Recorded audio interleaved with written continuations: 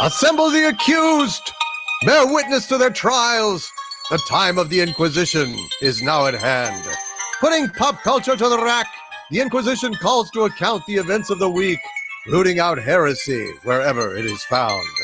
I am Grand Inquisitor Doomcock, the future ruler of Earth, and joining me for tonight's torture is Nerdrotic Channel's Grand Inquisitor Gary Beekler. Gary, how are you this fine evening? Oh, I'm just doing great. Another potential franchise bites the dust. Lost to woke Hollywood, not to bury the lead. And then one of them continues to be divisive, and I guess it took that platform thing very seriously. So we got to discuss that. Another one has discovered its pronouns. Movie theaters are going to be closed across America. A huge chain is thinking about shutting down. Yeah, not much to talk about today. I'm doing good, though. How are you? I'm doing okay, Gary. We're alive. We're still in 2020, which sucks. But other than that, it could be worse. Could be worse. So, but I am delighted to be here with all of you and with you, Gary, and doing the Inquisition. The place to be on Sunday. So here we are, brother. Right on. Yeah. Honestly, this isn't the worst summer I've ever had. This by not even close. Well, I've had worse summers than this last summer. I was thinking of Cinema Roberto Diabetos tweet last night. I'm going to paraphrase it because I don't want to show it. He basically said the orange man stole his summer, stole his life. His supporters put him in debt. I mean, he basically blamed all of his problems on his political opponents. And I think my response was like, Diabeto has to be a grown man this year for Halloween. Something like that. But, like the ingratitude of it, Critical Drinker had a great response to it too. Like, this is Bob. He blames everybody for his problems. Don't be Bob. And that's like the day after. I mean, we're watching, bad things happen to people. My wife had to go through an unfortunate thing this summer. And then we saw Rick Moranis get sucker punched, dude, like out of nowhere. And this is all, and it was straight up the very definition of what they like to call a hate crime. Yep. And he was just walking down the street, he's not a big guy, minding his own business. I don't think anybody's ever said anything bad about him. Do you recall? I've never heard anything bad about this guy. Nope. Really nice guy. And he's, an older guy and smaller guy. And this punk ass bitch just comes up and sucker punches him. I hope this motherfucker, rots in jail. I hope they get him. I hope they bust him. I hope he pays. It's butt gonorrhea. I don't even know if that's the thing, but I hope he gets it in prison. I hope so. If not, it needs to be invented. Yeah, I'll get my scientists working on it. Thank you.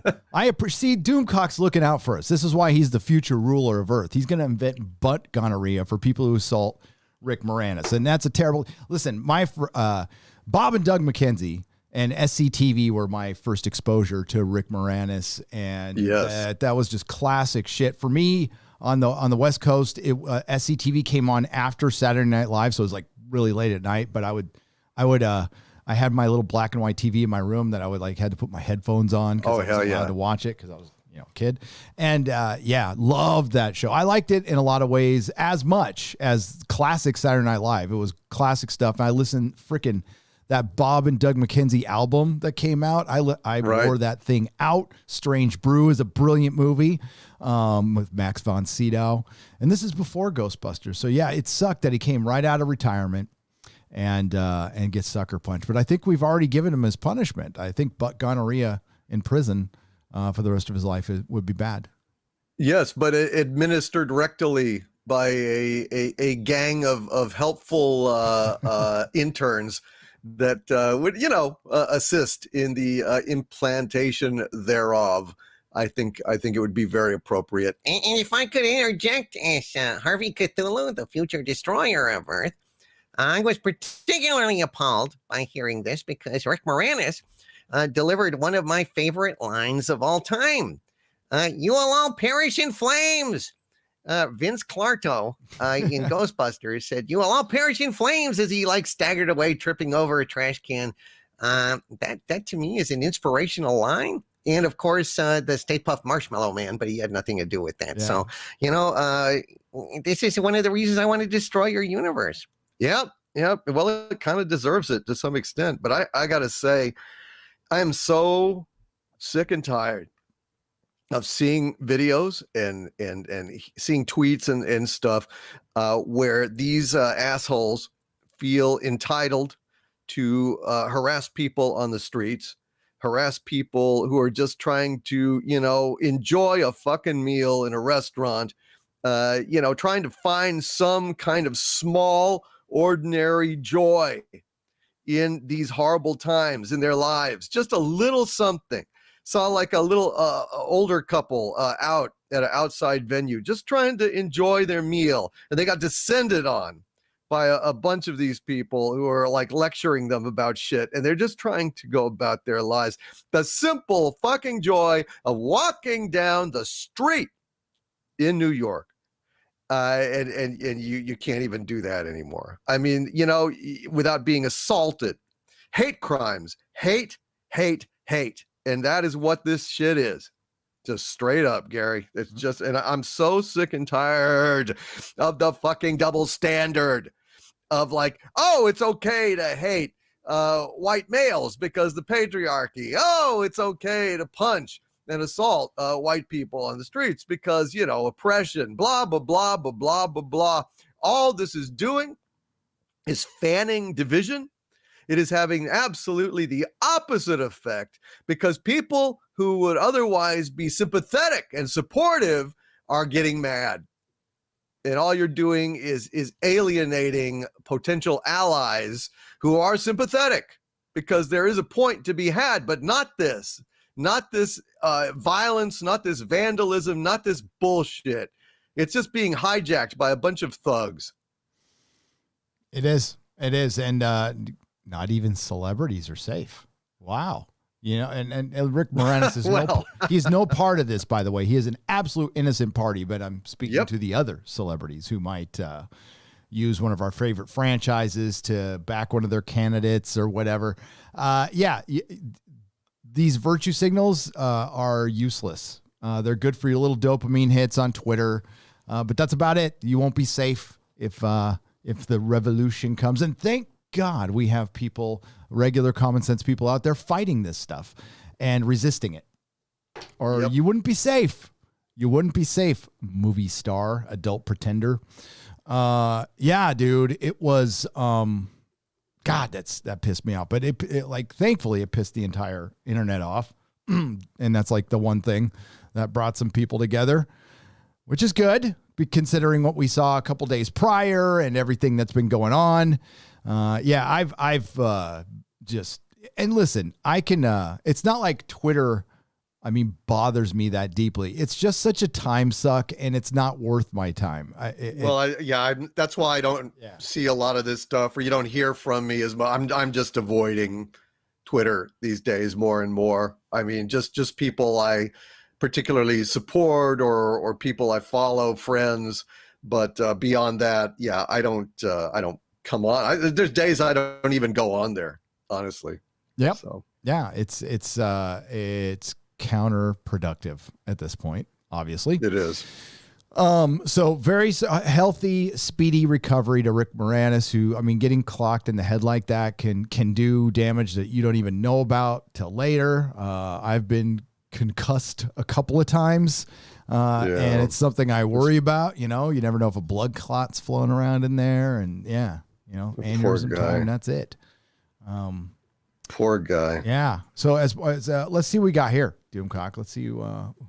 We've got Michael Thibodeau, Robert Frey, Mr. Bentham, Fabled Narrative, Jason C, Jake D. What's up, buddy? Purple Echo, Lord Narco Wookie, Sephoro 99. Bland 85 or Ebland 85, James Heald, Renard Fox, Matthew Matson, Marcus Cato, Jaran Jones, Lori Wilson and her wrench, and of course Matthew Matson and his wrench, 32 Flavors of Nick Weiser, Rosie G12, and Joe Money. Dixon Siders here, and Problem Being. What's up, Problem Being? Joe Salazar, welcome to the Inquisition. We're going to be, we've got some defendants today, Doomcock. But I think we should kind of start with the boys. What do you think? Why don't we start with the boys? Yeah, absolutely. Please. All right. So I watched it last night and I watched it again before what was supposed to be my very short review. And then Mahler jumped in. So thanks, Mahler. I love you. I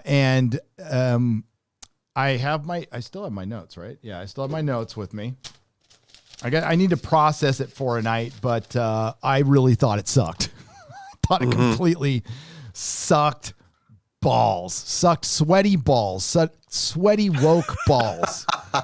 So I just need to know if I really fucking hated it or I just thought it sucked sweaty woke ass balls. That's my feeling on it. I don't know. I'm a little on the fence about it, to be honest with you. It was just setting us up. It was the long woke, dude. It was the big woke. The big long, the long woke. Yeah. It was. I've only seen it once.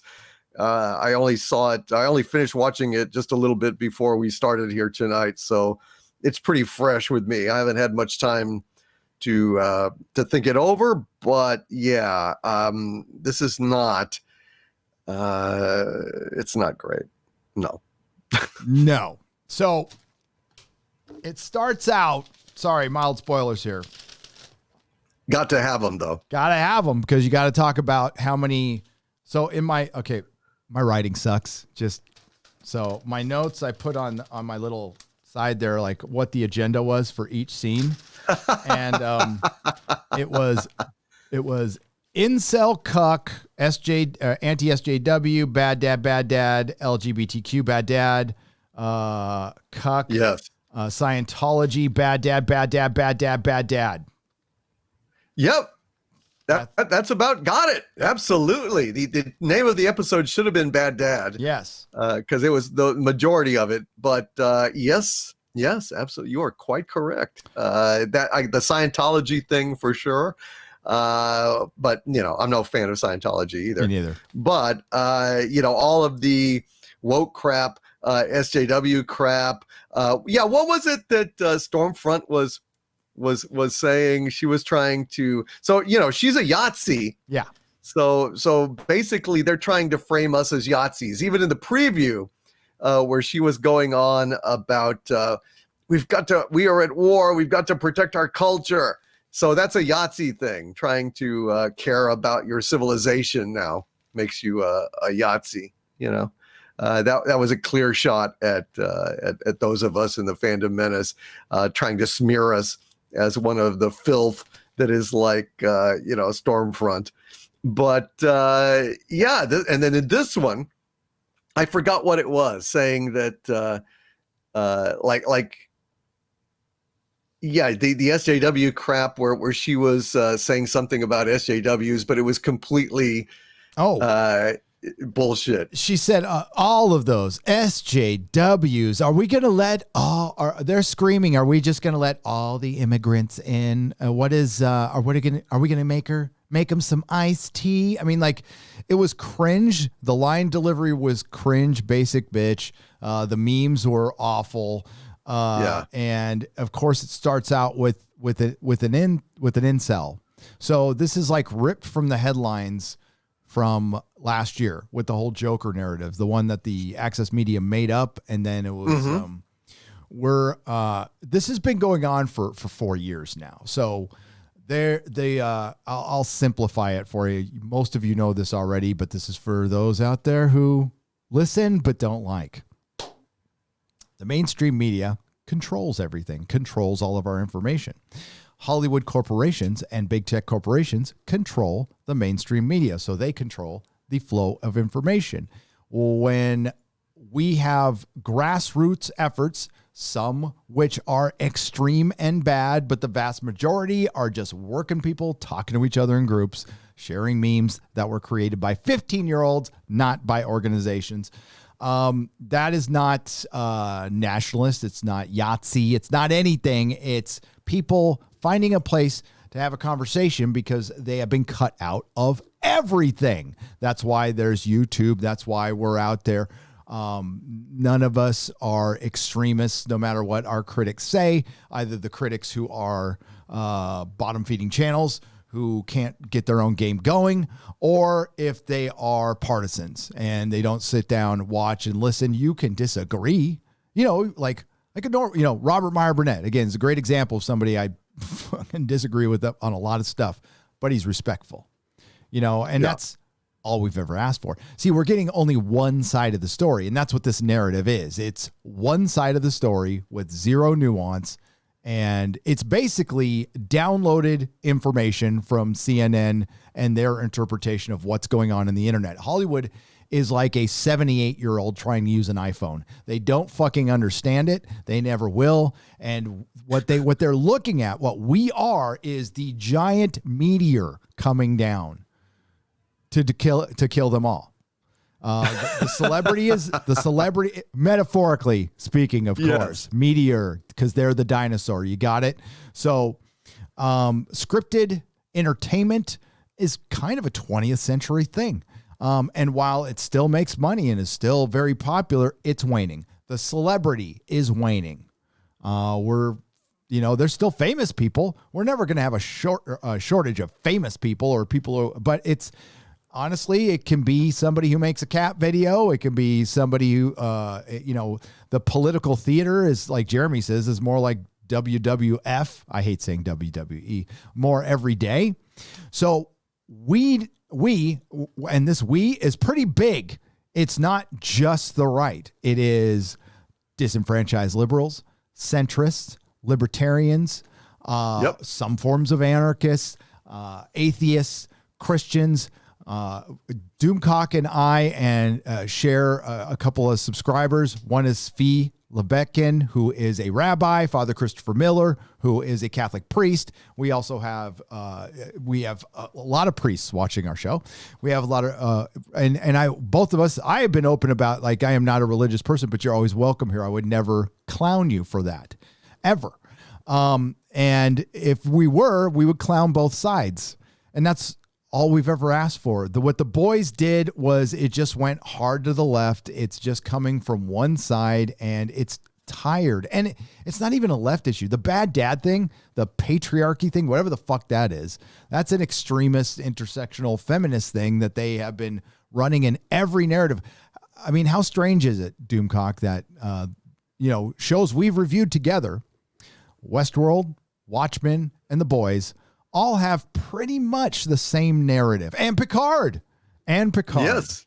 And I'm go on. Sorry. No, I was just trying to respond that, it is bizarre because, these are different creative groups, but they are all speaking, Gary, in the same language. They are still all conveying the same basic propaganda. And the reason that a lot of these shows stink so badly is because the propaganda supersedes the narrative. They don't give a damn about the entertainment value of the thing. They don't care about the narrative integrity of the thing. All they want to do is ram a certain point of view down our throats. And that is fine if you entertain as well, if you go ahead and you make something really great, because all artists have point of views. So, right wing, left wing, whatever, it doesn't matter. But when the message supersedes everything else, it is basically propaganda. That's all it fucking is. And it's so obvious, it's so clumsy, ham-handed, and stupid that it interferes in the show. You cannot enjoy the damn show anymore. That's the problem. And that is why this shit is dying. It really is. The Boys is doing well, but look at Picard, Wokeman, Westworld. Those things were dipping in their, success. Now, The Boys is oddly being fairly successful, although I guess we'll talk about that later. But in general, this is a wasteland. Hollywood is a wasteland, a woke wasteland, and I don't think that there's any way back. I think there's going to have to be huge changes, or I just don't see any hope for Hollywood anyway. Unless they start bringing in, they've been talking about other voices, but I mean, they're letting people in as long as they have the right line of thinking, and they have gotten rid of everyone who dissents even a little bit. And you're right. We're getting the same message over and over again. I'm sure that's an accident. But where's the agenda set? Who are the stonemasons, right? Like, we do. Where the fuck is the headquarters sending out these messages? That's what I want to know.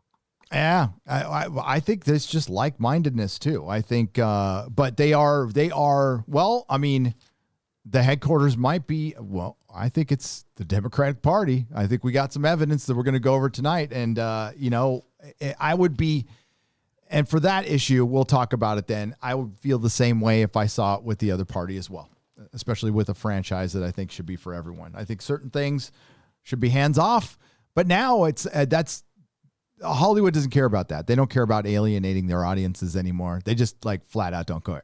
It's clear. They don't want you around, and they're going to get it. And as popular as The Boys is right now, it just made a huge mistake that it will not come back from.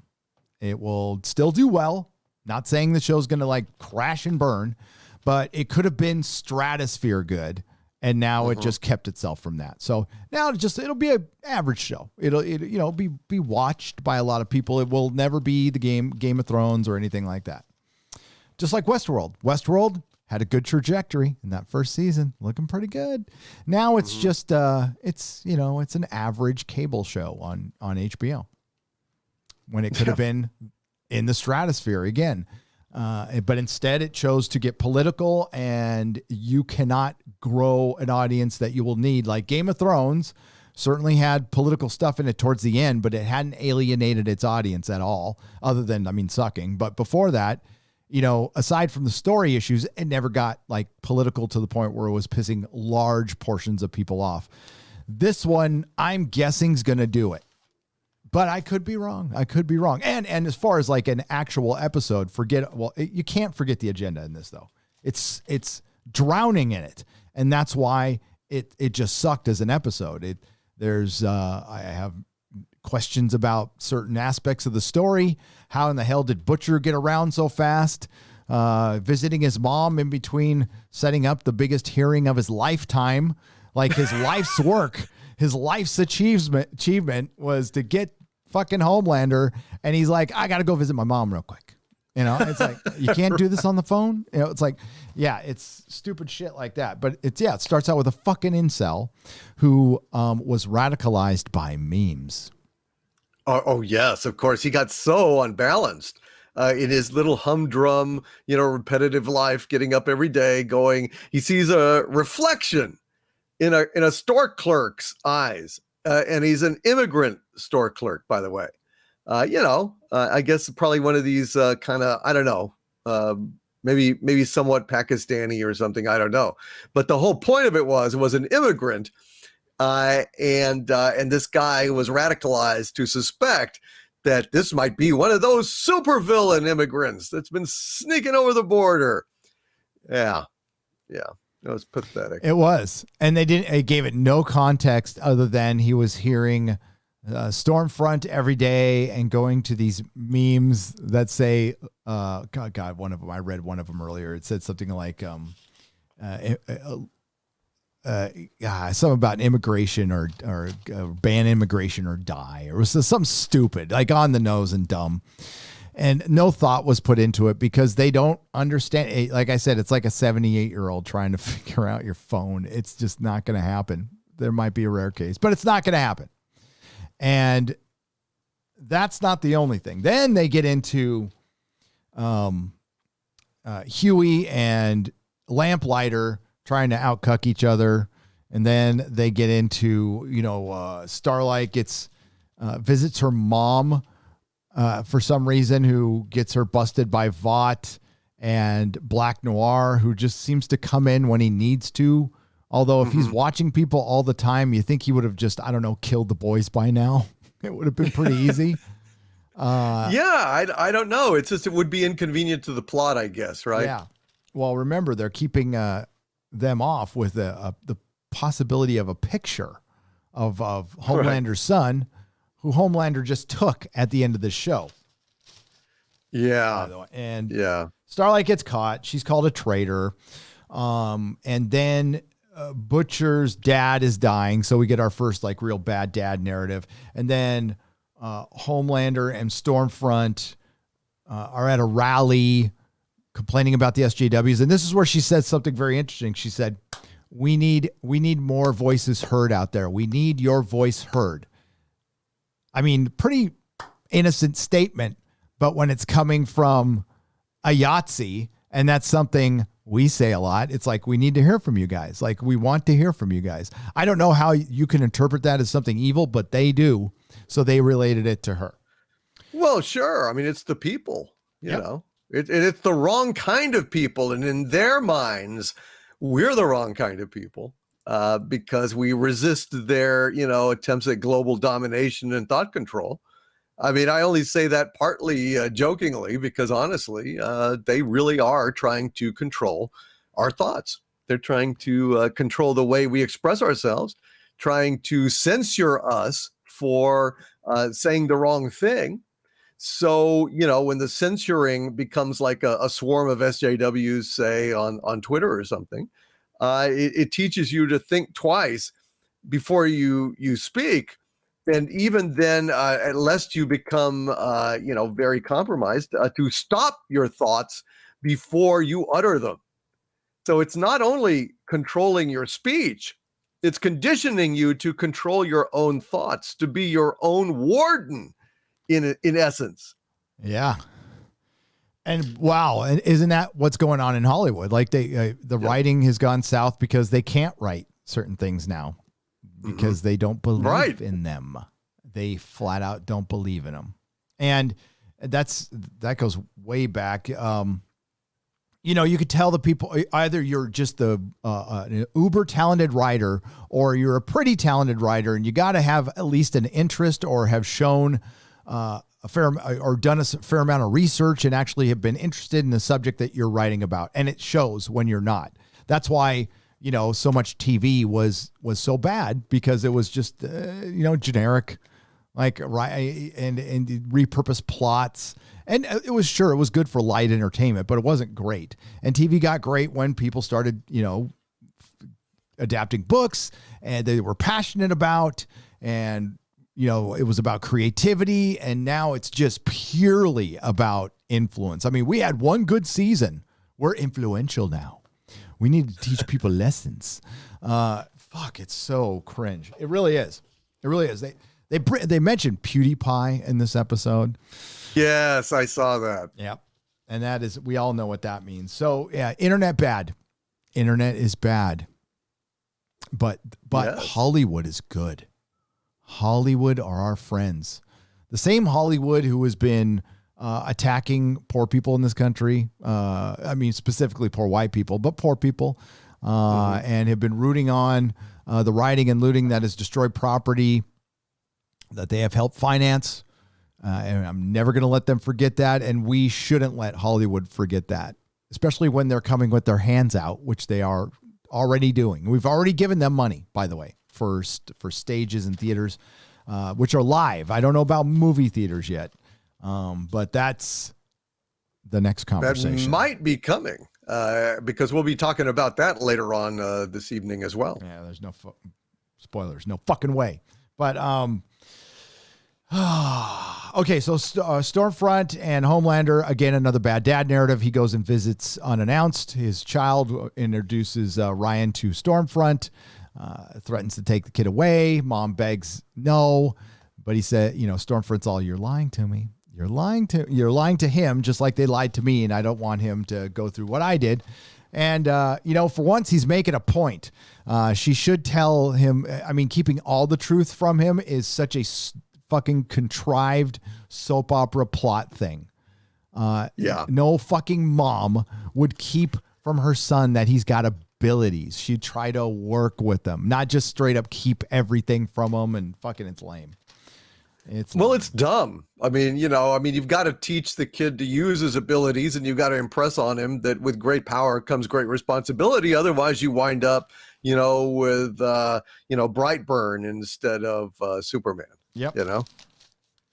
So it's really important if your kid has abilities that places him in the superhero, pantheon to prepare him to use those for good.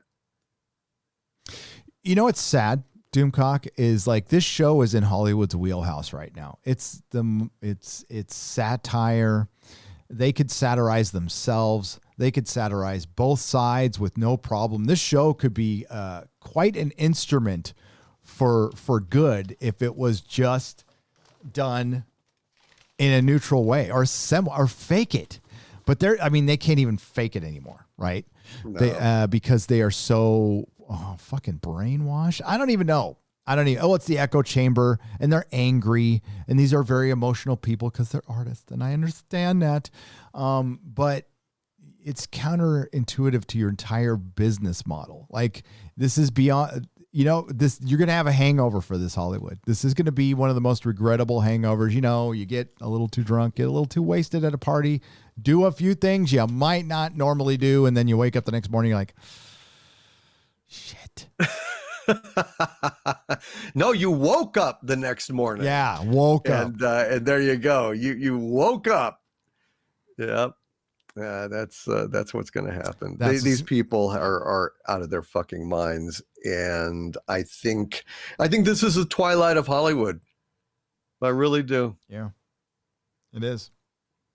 They just lost a big revenue stream. Movies.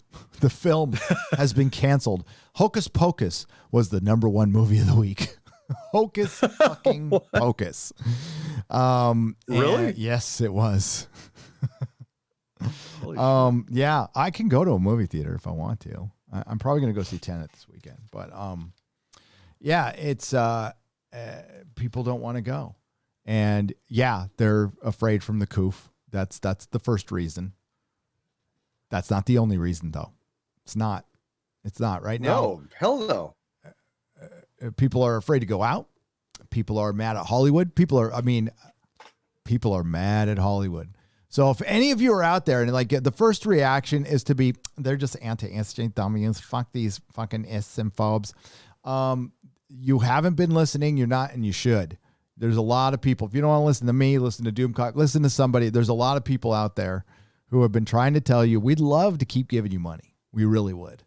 But this is kind of enough. Kind of like, and if your business model dies, there would have been time. I would have been really bummed that Hollywood was possibly going to go out of business or it's going to shrink. There'll be some shrinkage in Hollywood. And I would have been bummed about it. Not anymore. No, not even bothered by it at all. No, it's been a long time coming, and they have alienated me so much. And I love the golden age of Hollywood. I mean, I listen, I'm a huge film fan.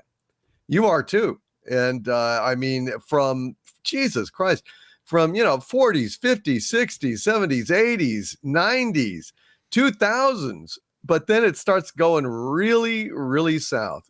And I think after really like maybe the mid 90s, it starts going down on a serious, gradual but serious decline that has only steepened in the last maybe 6 to 10 years. And at this point, honestly, I wouldn't miss it. I wouldn't miss it. The only thing I want to go see these days is art house revivals or things at the Alamo Drafthouse, like showing Raiders on the big screen or showing festivals of Phantasm. Phantasm 1, 2, and 3. Boy. Yeah, boy. Angus Scrimm. Or old Fantastic Four cartoons up on, where you can drink beer and eat pizza with like-minded geeks and just pig out on Saturday morning cartoons shown on the big screen or, shit like that.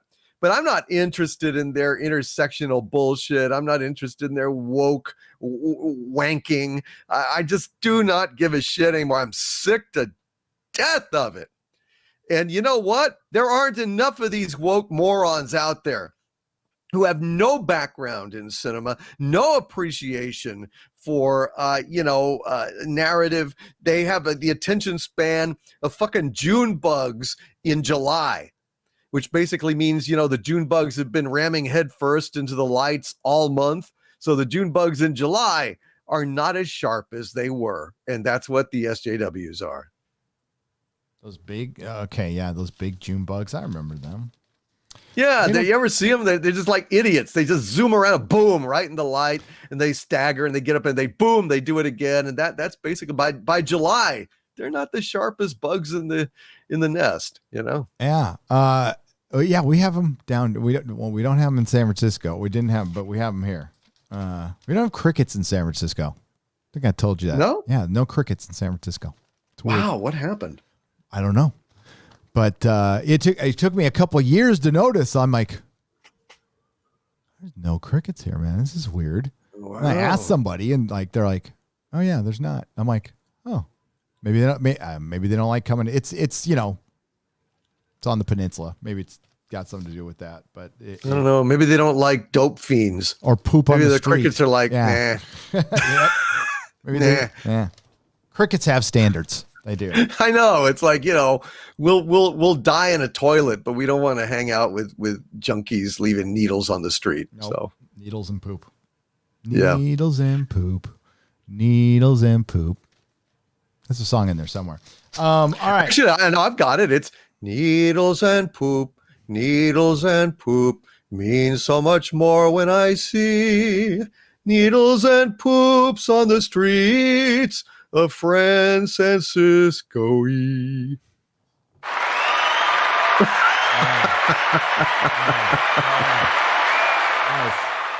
See, guy's a pro. The guy's a pro, ladies and gentlemen. And then there's the lesbian Maeve Ellen scene, and it was so boring. I don't even remember it.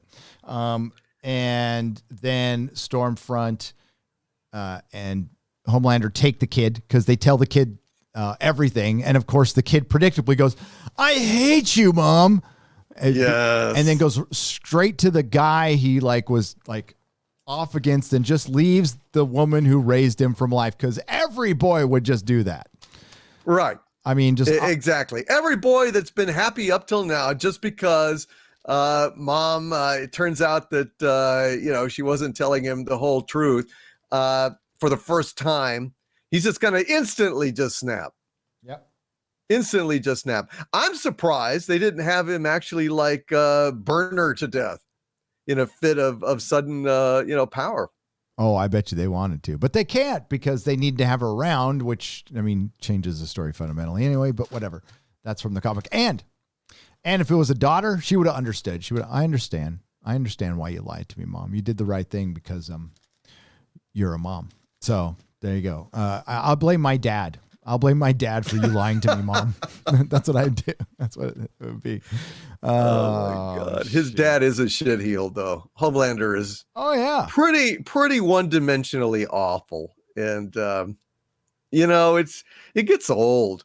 Like I said last week, I'm rewatching Banshee. I'm now in season 3 of Banshee, and Anthony Starr is such a great, great actor. It's sad. He could do amazing things with Homelander if there was any depth whatsoever. But it's just so one note, Gary. I mean, yeah, it's an interesting character, but we need some more notes, or else, it's really, the act is getting a little stale. Yeah, and that's the conundrum they have with they played it safe with this. So what they should have done, I'm going to be Mr. Should on the internet. Why not? Why the fuck not? I read the books, and I know what the books were, and the books knew what they were. The comic knew it was a hardcore satire. So we're not going to get all melodramatic. I mean, they throw in some love stuff, but it's like, dude, it's not that much of the book. This book is about scheming and plotting, and what if superheroes went bad, and awful people doing awful things to more awful people. That's what the comic is. This story softens Maeve, makes her a little more empathetic. It makes everybody softer except for Homelander. And what do you do with that? You've made him so irredeemable. He can't be on so we're just slowly watching him eventually die after killing a bunch of people. That's what it's going to be. What kind of an arc is that? Are we going to try to redeem him somehow by blaming it on a bad dad. So that excuses his entire adulthood of killing people left and right. And no, nobody's going to buy that shit. I don't know what you do. I honestly don't know. No, that's a great point, man. I mean, the thing about The Boys is the wonderful thing about the comic book was it was so over the top, and it was like funny. It was funny. It was sick humor, and you still get a little bit of the sick humor in this, but they've tried to ground it too much in sympathetic characters, like you said, and trying to make it, woke and all this shit. And it never was. It was like, kind of reminds me of, do you remember a comic called The Pro? Yes, I do. Yeah. I mean, it was of that same ilk, that was a hilarious comic. And that was refreshing. I mean, it was straight up mayhem. And this show is not. There's mayhem, but then there's also this other bullshit. And it's neither fish nor fowl at this point. It's just, but apparently it's doing well, but I don't know, man. It's a disappointment to me. And it's like last week was pretty damn good. This week, not so much. Yeah. And what this episode was the reveal. So they have been setting up the wokeness all along. And I've been going along and listening to interviews and I'm doing my studying for my video, and oh no, this has always been woke. It's always been woke. Now, I separate this from the comic book. The comic book certainly came at things from an angle, but I mean, both sides read it without a single complaint. This is turning off a lot of people. So again, it'll still be a hit, but this will keep it from, this will give it a ceiling, because when you basically say a third of the country is this or that, they don't want to watch anymore. They're done. And people were kind of done anyway. This was kind of their last hope. This show was a lot of people's last hope. They're like, man, if The Boys go south, I don't know. I'm done. And here we are. I mean, we've got one more episode that could make everything better, but I highly doubt it. I highly fucking doubt it. And The Pro, by the way, yes, Amanda Connor, art, Garth Ennis, Jimmy Palmiotti wrote it. It is awesome book about a super hooker. So, yes. And the artwork was fantastic, by the way. Amanda Connor's awesome. She's really good. Yeah, that is a great artwork. I love the colorist too. Whoever did the colors on that book was really sharp. All right, so Maeve, Ellen, blah, blah, blah. Mother's Milk and Grace go to Vogelbaum to get him to testify. He says no. Grace sends in Butcher. Butcher actually finally acts like Butcher for the first time in a long time and says, I'll kill everybody. I'll just kill everybody related to you unless you testify. So he testifies. Then we find out the Scientology church kicked out Eagle Archer because something, and they're supposed to be Scientology. And as I said in my review, it's real brave taking on Scientology now. Like, a few years. How long has it been since the South Park episode? A decade, maybe? Oh God, yeah. It's really brave to take them on now. But yeah, that's fine. Whatever. And then. Although that was very interesting, Gary, when he was saying, what do you think of Archer or Hawkeye or whatever his name is? And it's like, oh, he's great. He really helped me. He's a toxic individual who has become problematic, which is the, very SJW phraseology cast in the light of from a Scientology perspective. It did seem to be a little bit taking a shot at wokeness, but it's confusing. No, they're not. These people aren't taking a shot at wokeness. Listen to a couple of not on that particular bit. Not even when they're calling out the LGBTQ stuff. It sounds like that they're kind of making fun of Hollywood for saying, but they said that scene with Maeve was specifically to show that there wasn't any gay representation in superheroes. So this is based on what they're saying, man. I mean you, but I mean like the audience. This is what is the creatives in the show are saying this out loud.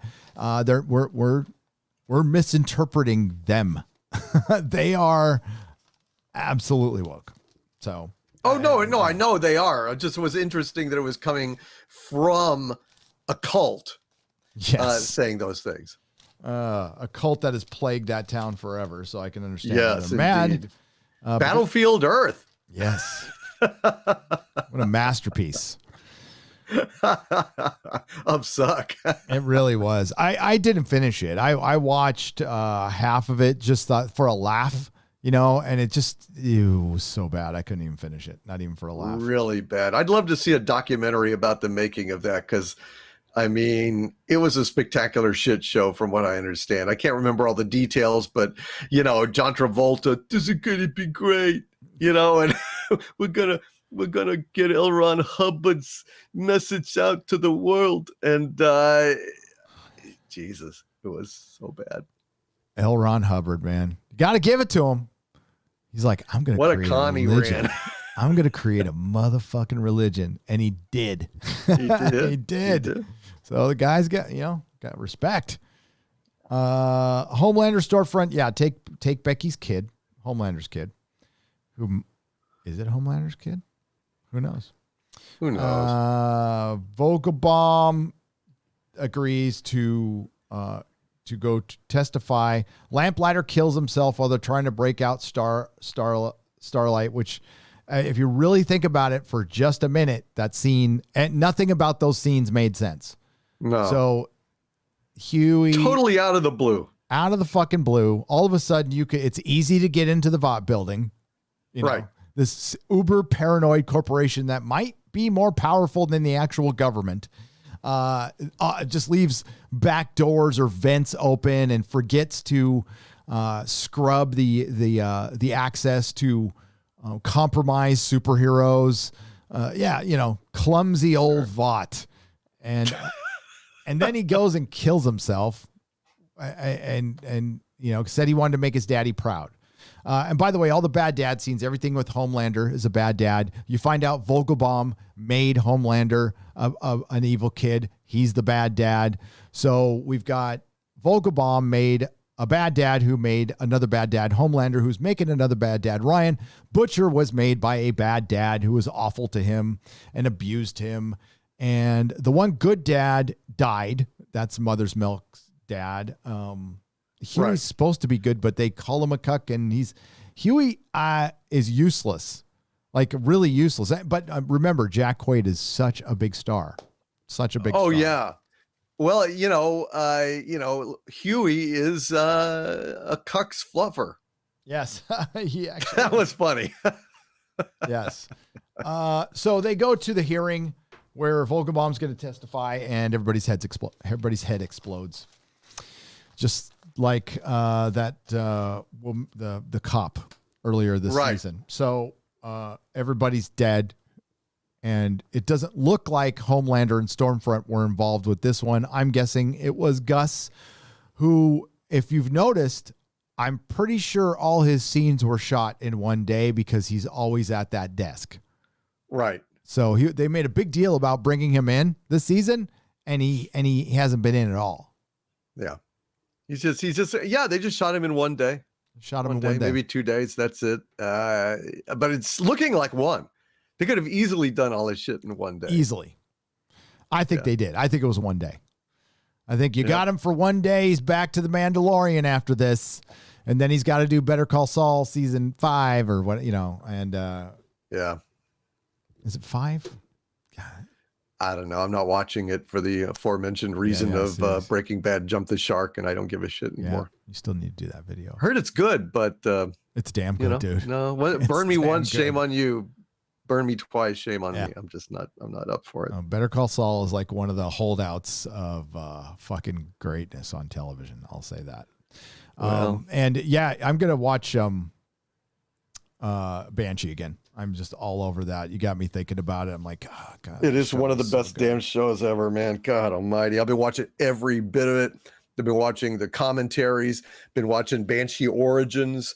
It's just such a show, such a deep show, and a show that obviously everybody associated with is a fan of. I mean, loves the show passionately. And listening to the director and the co-creators talk about it, They talk about comic books. They're one of us. They are geeks.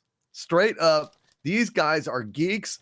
And Banshee is like a comic book grindhouse pulp masterpiece. Over the fucking top in terms of nudity, violence, but with great writing, great characters. And let me tell you something. I love Job. I love that character. Oh, he God, is such yes. a badass. For those of you who don't know, he's a bald Asian guy who is like a trans dresser, although it's not clear whether he's gay or not. He may not be. But the thing is, who gives a shit? He's a great character. And I would watch an entire show spinoff with Job and Sugar. That would be fantastic. Just fucking Job doing what Job does. Damn, what a great character, Gary. Bad Amish people. That's kind of my favorite thing about it. You know, so Kai Proctor. What a great character. Every damn one of them is great. Yeah. I mean, the villains are as deep and nuanced as the heroes. Yep. You know, I mean, there's a lot of gray area, and it's just such a fucking wonderful show from start to finish. But yeah, the boys went woke. That's it, folks. I don't know what to tell you. I mean, there's one episode left, and then we're going to get another season. I don't know where they go, though, which is, maybe a problem they didn't expect. But at this point, here's how you save the show. If you want it to be like a Game of Thrones type of show, you got to remove, if you're going to be political, you got to get both sides. But like towards the end, they showed this one group for the AOC character, right? They're trying to make her look like just this stoic princess, calling her a wonderkind or whatever, showed her cooking with her mom. And then the people outside protesting are all dressed like Antifa, but they're all like hardcore right-wing people. And, you know, they're all like anti-communist because, I mean, it's not bad to be that, but I just really did. It was confusing, but it's not confusing. They're trying to paint the violent people. Now remember, this was made before all the rioting and looting and shit. So it didn't look good, but that's what they were painting. They were painting that narrative that the media was painting with the Joker, except it's fucking wrong. It was for their side. And now, the only way you could save it is you have to be as critical of the other side, be critical of Hollywood. Oh my God. You know how popular your show would be if it just ripped Hollywood for an entire season? It would be the most popular show on the planet. But they won't do it. They just flat out won't do it. And then you're probably going to have to kill Homelander. I don't know or you bump him on the head in some stupid soap opera thing where he snaps out of it, like you said, and he's like, oh, or we find out that and that probably we'll find out there's something in the compound V that made him crazy or something like that. Whatever. But I don't know what else they do. They fucking blew one big storyline today with Black Noir being black. I mean, they race swapped another character. And you can't do the big reveal at the end of the season now. So I don't know what the fuck they're going to do. Or at the end, because that's at the end of the comic book. But maybe they're just not worried about that.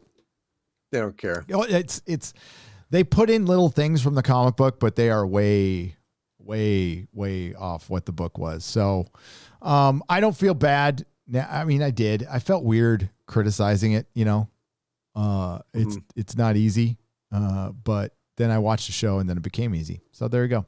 What do you want to sentence to the boys to? I think we ought to sentence the boys to a like a 6 foot by 6 foot cube where there's nothing else in there except their own fucking show, and they can go just stew in their own fucking wokeness for the rest of eternity. Yep. Lock them up with no happy tissues. There you go. Oh, by the way, I'll do that. There's a couple of things I need to plug in a little bit. On Ought has been a year since Blizzard tried to silence a player for saying free Hong Kong, and Blizzard revealed its love for Winnie the Pooh's communism. Never forget that what Blizzard has done. Also, the new WoW expansion will be very woke. That's one of two. Boycott Blizzard, free Hong Kong. Without respect, we reject. It is possible to promote my Facebook Boycott Blizzard page somehow. You just did. Is it called Boycott Blizzard? JPaula821? Give it a search. Or email me a link or something like that. I got to look at it first. I got to make sure it's not like boycott my back hole or something like that. I don't know. I mean, just example. I don't know. I mean, I can't just go. You gotta you never know. You never know. But yeah, like if I think it's a pretty easy thing to say. Free Hong Kong, free Hong Kong, free Hong Kong. I think it's easy. That's all you have to say. Or maybe not do business with countries that lock people up in camps you have to concentrate in. That would be my desire. I agree 100%. Yep. But Blizzard cares about you and I. They care about people. They do.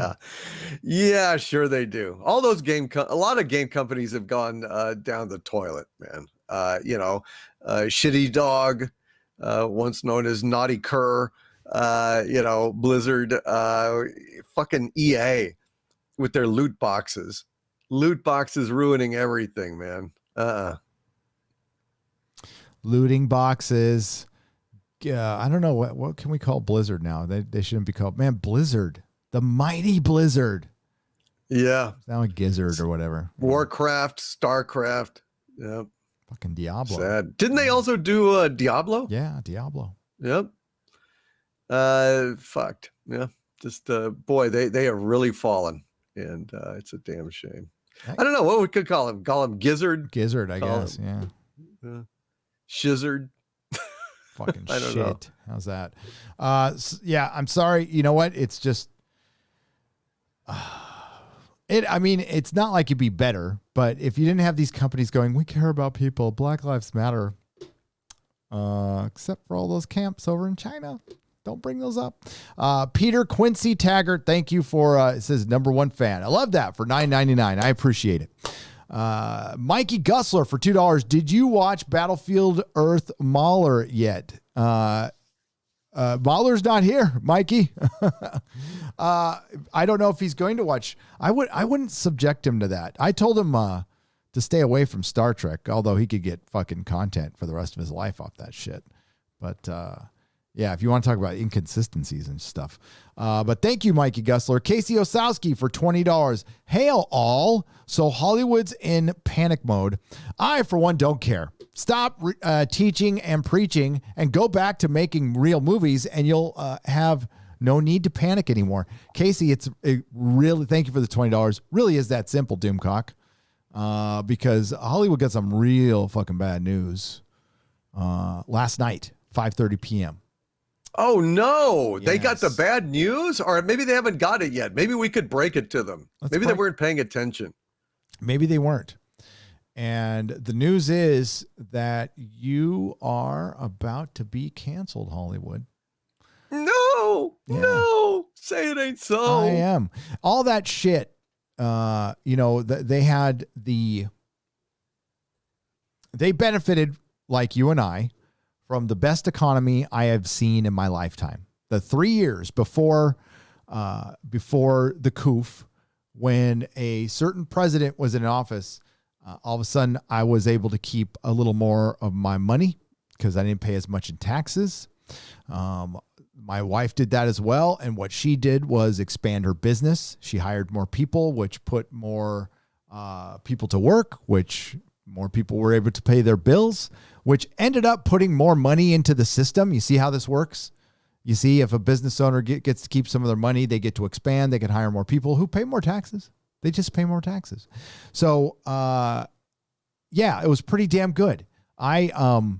Cinema Diabito in his tweet was talking about getting into debt and how it was like, somehow he blamed Orange Man supporters for him getting in debt or whatever. I got myself in debt. I did it to myself. And I was able to get myself out of it because I benefited from a really good economy. And then things went to shit. Obviously, it was not our country's fault, although they're trying to, but it really wasn't. And a lot of people have suffered. A lot of people have lost their jobs. People have lost their lives. People have watched their businesses burn down. And Hollywood thought this was like politics as usual, decided to root this stuff on and take a side and get emotional at first and say no more white comfort. And now the chickens are coming home to roost. Cineworld could close all cinemas in the UK and US this week. The industry has been struggling during the coup and has taken another knock after the latest Bond film was pushed back. So in my last video, I said, this is it. Disney just fucking canceled Hollywood, canceled the film. You're going to see everybody follow suit. Now, is this a surprise? No. We're already hearing New York might shut down again, at least parts of it.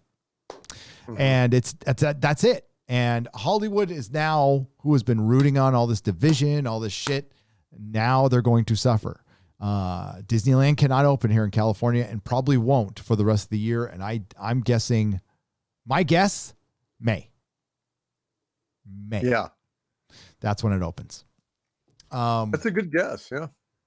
So here we are, Doomcock. Do we feel bad for them? No, not really. Not really. I mean, I feel bad for the theater exhibitors. I don't think that the theater owners are the problem. It's the content end of the pipeline that is full of shit. But you know what? That shit rolls downhill, and it's a damn shame. But yeah, there you go. It's this is a problem with a solution, ladies and gentlemen. And that solution is not the American taxpayer. It's not Doomcock. It's not you. It's not me. I could think of 1,000 things I would prioritize over movie theaters opening back up. Sure, they're fun. They're brilliant, but it's a bad bet right now. It's a huge gamble because if we dump millions of tax dollars into theaters, how do we know that they're even going to be a thing? Say they open up in May, but they take 6 months for people to go in. Then we dumped a bunch, millions, maybe $1 billion into an industry that's going to just fold anyway. It's also it's directly attached to a functioning industry that's still bringing in multi-billions of dollars. There are businesses that need it more. Where's my wife's bailout? Oh, she doesn't fucking get one. Well, then why should some movie theaters? Yeah, it sucks. A lot of times it wasn't their decision. It wasn't my wife's decision either. But are we going to sit there and go, well, it's not our decision. The government should come save us now. No, fuck no. Fuck no. Yes, it was their fault. Your local governments, by the way, not the federal government, your local governments. They're the ones who shut you down. They're the ones you need to go to figure out the fucking problem. Your mayors, your county supervisors, your governors. They don't get to fucking walk away from this without any responsibility. Gavin Newsom is almost directly involved in this decision right here. So, and he has done fucking nothing. Trust me, I've been in this state for a long time, and I'm very familiar with this dude. He was a mayor in the city I lived in. He was lieutenant government before, and he's a smooth talker. That's all he is. Smooth talker. So, but there is a solution. There is. The Hollywood could bail these theaters out. You do it first, and then maybe we can kick in some tax. But I'd rather not, be honest with you. But I think Hollywood could save their own goddamn movie theaters, to be honest with you. This is pretend. Well, they should if they want to have a destination for their product, if they want to have a exhibition place for the shit that they're generating to brainwash us and propagandize us all. Well, surely they better dig deep in their pockets, or even just start giving them much more of the share of the pie, because the exhibitors get very, very little of the money from theatrical releases. I don't know exactly what the formula is, but it's bad. I think it was, and I think that Disney originally on one of the Star Wars movies, they forced them to have all sorts of onerous restrictions. Like, for instance, they had to keep it for X amount of days, even if it wasn't profitable. That early on, it was weighted that they got like almost everything, all sorts of shit like that. I can't remember the details. It was like 60% up front, which means in some cases they got, I think the proper term for it was they got dick. They got dick. Yeah. And they got dicked over by Disney. And this is why I'm not for bailing these out, because I think it's always been part of the plan. We'll just let the public bail out the movie theaters, and then we'll be able to maximize our profits by delaying our films a year. Hollywood wasn't willing. Well, they did it with a couple of movies, Tenet, and that's only because Nolan fucking forced them. He absolutely forced them, or they would have delayed Tenet a year later. And they came out and big risk. What was it? The New Mutants, which was just a loss anyway. And then they did that. They're all, we're going to save everything for next year, instead of giving the movie theaters that were open Black Widow and your other films. And no, they wouldn't have made as much money at all, but they would have created a revenue stream for the movie theaters and Hollywood that would have softened the blow. You could have wrote off Black Widow as a loss, or it would have sucked for the investors of that film. But we're in, as you like to say on your mainstream media, unprecedented times. So we're in unprecedented times. There's not this endless pool of taxpayer money that we can dip into for pretend buildings. No, fuck no. Sorry. It wasn't their fault that they shut down.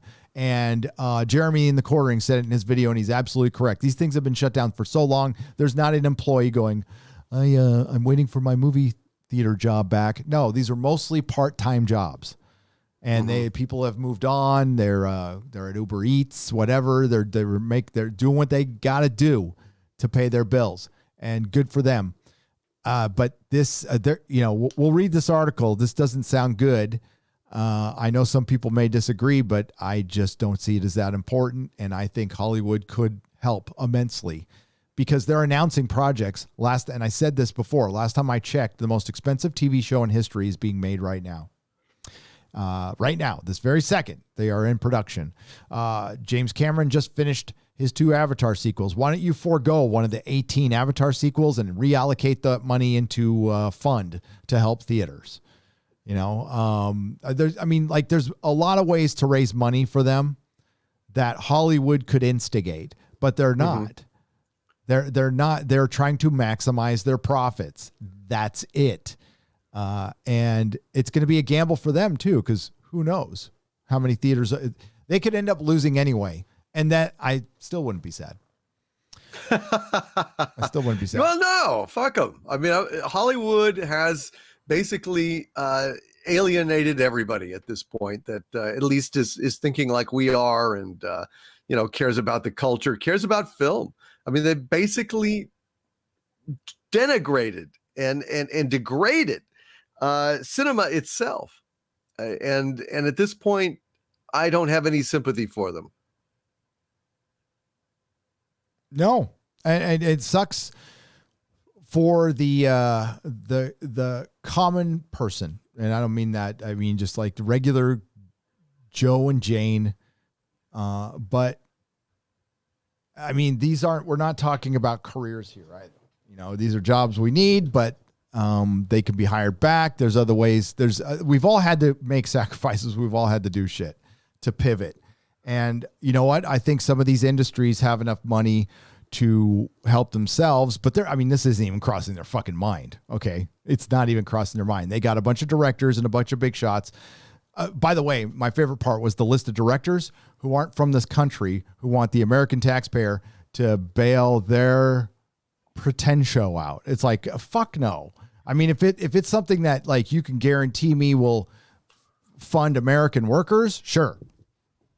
We can talk. No, well, it's insane, dude. I mean, we're seeing the same thing over and over again. Wouldn't it have behooved the comic companies to go ahead and support the comic shop owners when in their time of need. Same thing with the fucking Hollywood. The fucking theaters are where you exhibit your product, and you're not going to help them. So who is to blame when all this ecosystem goes down? No, you're absolutely right. I mean, we were saying this when the comic thing was going down. This is foreshadowing, ladies and gentlemen. I mean, remember the ecosystem and the frogs die out first? When we had that whole talk and the comic shops were the fucking frogs. I got a live stream where I said Hollywood's going to come out for a bailout. I think I even put it in my title. Hollywood will have its hand out for a bailout in a couple months. I was a little late on that. It was 6 or 7, but here they are. It was all part of their plan. And the answer has to be no. No, but they're going to give it to them. They're going to fucking give it to them. And all the small businesses are fucked. There's no fund for small businesses. There's charities that we're trying to help each other. I haven't heard a single movie star say once about like, let's start a charity for the businesses that were burned down during all that peaceful protesting. I haven't heard any of that shit. So fuck them. A company statement said, we can confirm we are considering the temporary closure of our UK and US cinemas, but a final decision has not yet been reached. Once a decision has been made, we will update all staff and customers as soon as we can.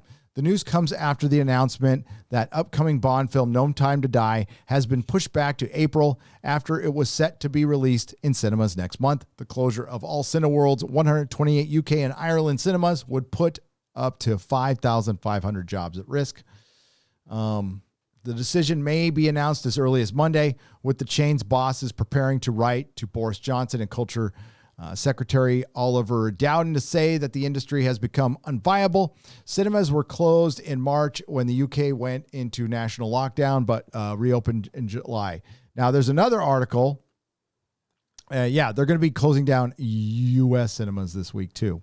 So the deal is, I believe that they are saying, we're going to shut down, and they're looking for somebody to come and help out.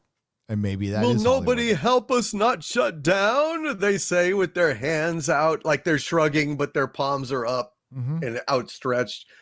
You know, that's what it is. If Hollywood really wanted to help, and if the theater chains really wanted to make a go of it without a handout, how about Hollywood going ahead and turning a lot of these theaters into kind of revival houses for the duration, going ahead and giving them prints of Raiders of the Lost Ark or E.T. or, you know, all of these great movies that would, I think, bring a lot of people into theaters again. See Forbidden Planet on the big screen again. See Lawrence of Arabia, and let the theater exhibitors, the theaters themselves, keep a lot, or like reverse the formula. Why not? What's it to Hollywood? You know, I mean, these are movies that have already like done their business, recouped their money. Go ahead and throw these old films at these cinemas as a lifeline, and let them go ahead and keep 60% of the profits of the gross, and go ahead and send Hollywood a small amount, which would still probably be more than just the straight up, you know, leasing fee for a showing or something, and do this all over the place. Suddenly you've got a little bit of income coming from old movies, and theaters might have a shot at surviving by promoting these movies. Instead, we're going to shut it down. Now, theaters have been trying to do that, but Hollywood really hasn't lifted a finger to help them. And right. And I find this hard to believe when we're still announcing projects too. They just announced Jamie Foxx going to be Electro. Oh, God. And I mean, there's still I think Jamie Foxx is going to be No. Yeah. In my house, anyway. Yeah. Zero interest. I loved Hugo Chavez, that Jamie Foxx did. Loved him.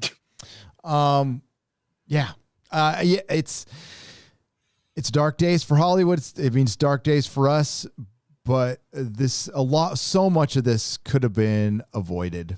It really could have, if people would just show some judgment as far as like maybe that I just shouldn't say this one thing during this interview, but they get energized, they get happy, and then they alienate large portions of their audience. And this is going to be stuff that's going to be, I mean, we were talking about just in fandom, how hard it is to earn people back when you've betrayed them in a narrative. Now that you've like betrayed them personally, I don't know if you're going to get them back. I think it's a little tougher. So fuck.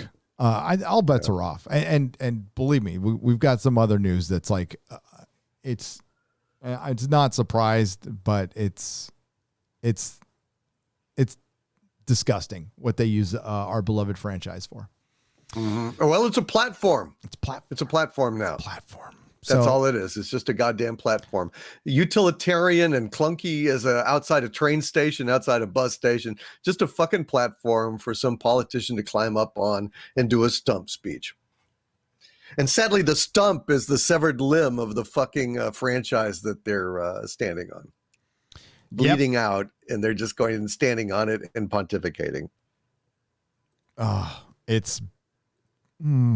We're going to read a couple super chats, and then we're going to read that because it's bad. Yeah.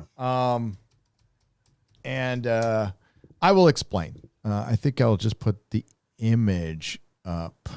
I'm looking for something here. I did not see it. Okay. But first, let's read a couple super chats. This is concerning Star Trek, ladies and gentlemen. Some of you might know already. Crazy Cat Guy, thank you for the ice cream and the phallic unicorn for $1.49 each. Terminus S for $5. 1, 2, 3, and to the 4. Doomcock will tear the boys a new asshole. This is turning into a shit show. I worry for Mando and The Expanse. Well, I would. Mandalorian season 2 woke? Sure. Yeah. Maybe. I don't know. We'll see. The Expanse, not so much. The Expanse still is good. As far as I know, the Orville, still good. I'm looking forward to those. Not sure about Mando season 2. I guess we'll have to see. Yep. Rock Flanagan for $6.66. Super chat for keeping me entertained while I pack and soon become a California refugee. Hell yeah. Moving to Arizona shortly. Not going to vote like a California. Not that I did. Or same here, Rock Flanagan. Thank you for the $6.66. Arizona will be happy to have somebody with some more common sense, and California loses another one. So yeah, I'm fast forwarding. I'm going to have to. I got to get the fuck out of here, dude. It's so bad. Yeah. Orville Nation for $5. Pete's Coffee money for my favorite dynamic duo. Hail, Orville. Hail. Mikey Gussler for $5. Boba Fett and Ahsoka Tano have been confirmed by acting agencies and Disney Germany with Jango Fett and Rosario Dawson. Hashtag the Phantom Menace was right. Yeah. I assumed they were there. Timothy Olyphant's going to be in Mandalorian season 2, apparently. Wow. Will he be justified, I wonder? I don't know if he'd be justified. He was good in that show. It was good. Yeah.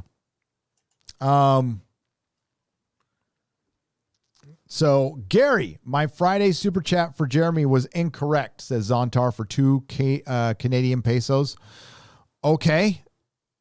In what way? Zontar for 2 Canadian pesos. Shoot me an email. Yeah, if something ever happens, you could shoot me or Lady Greymaster an email. Sorry about that. I don't know what was incorrect about it, though. You got to be specific, buddy. 369 Garian for $2. Hail the Inquisition. Hail to you. I appreciate it. Butterbiscuit 92 for $5. I bought a humble bundle that had all issues of The Boys, so I'm reading it, and that I hopped on a member stream earlier, but I guess shyness took over, so I left. Yeah, you don't need to be shy at the members meetings. That's what I'm there for. Talk to me. I'm like, I'll talk to anybody. Dude, I'm just a fucking idiot with a microphone. Come on. Come on, so I'll see you next week, Butter Biscuit. We can talk about the boys. Bearded Warrior for £5. Remember, guys, Trump stole Movie Bob's ability to enjoy life. How sad. He did. And movie Cinema Roberto will never be the same. Poor Diabito. Juan Soros for $5. Please release a clip of the Toy Avalanche if you got a video. It might be your most viewed video ever. Hashtag you not oh. Okay. I don't know. Maybe. Mr. Wolverine 007 for $5, but thank you for the super chat. I hope it's not my most viewed video. That would suck. It'd be funny. Yeah, that would be ironic. Yeah. Mr. Wolverine 007 for $5. I'm about 3 episodes into season 1 of The Boys. So far, it's barely recognizable to the comic. Is season 2 the same? If so, I might quit now. It's worse. It's much worse. Gary, did you receive those Daleks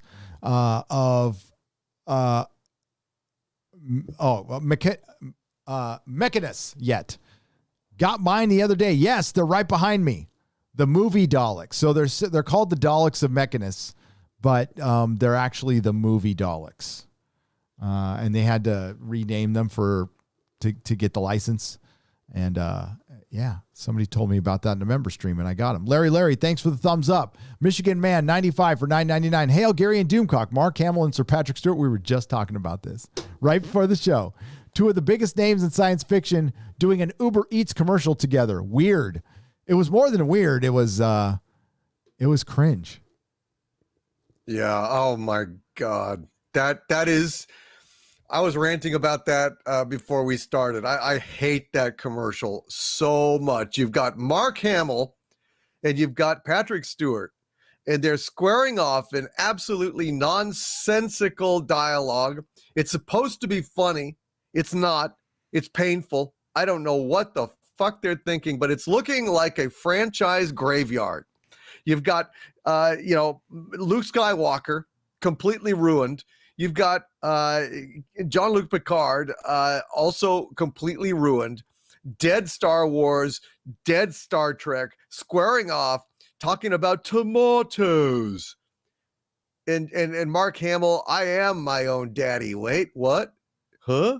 What do you mean? And it just like fades out. It was like, it's one of the saddest, weirdest fucking things I've ever seen in my life. It really is. I mean, honestly, they're not even, is it contemporaries? What's the word for it? Because they're not from the same time period. If you want to, I want to get extra nerdy about it. It should be, if anything, it should be Mark Hamill and William Shatner, not Sir Patrick Stewart. Star Trek, The Next Generation came, Jedi was gone during his period. So I don't know. That's the way I see it, because I was around during that time. I don't even see them as that's not the Star Trek you would compare it to. It was completely cringe. It was utterly cringe. And I would say, I mean, you got like, I swore I'd never mention him, but dude, you got Matt Jarbo right there. I'd just do a Matt Jarbo commercial. I'd put Jarbo in your Uber Eats commercial. He's there, right there. I mean, honestly. Well, it would, that's the only thing that maybe make it worse. I don't know, but it's so bad. It's truly embarrassing. And Mark Hamill looks like death warmed over, and Patrick Stewart sounds like he's dying. Honestly, that's his voice now, I guess. Yeah. Old man Picard with tomatoes. How humiliating. And I think there's another one with them playing pool or something. I haven't seen it because I shied away, but I think there's another one that they're trying to rotate in. I don't know what the point of this commercial is, except to say, for God's sakes, Uber Eats is delivered by dead men or something. Uber Eats will ruin your evening. Will ruin your franchise in a minute, baby. I don't know. Uber Eats will subvert your expectations and bring you like the food you didn't order or some shit like that. Yeah, fuck that. I don't know. Honestly, yeah. I've used it twice and I'm very happy with the results, to be honest with you. It ain't cheap, but if you are busy at work and you don't have time and you got some hungry 15-year-old, it helps.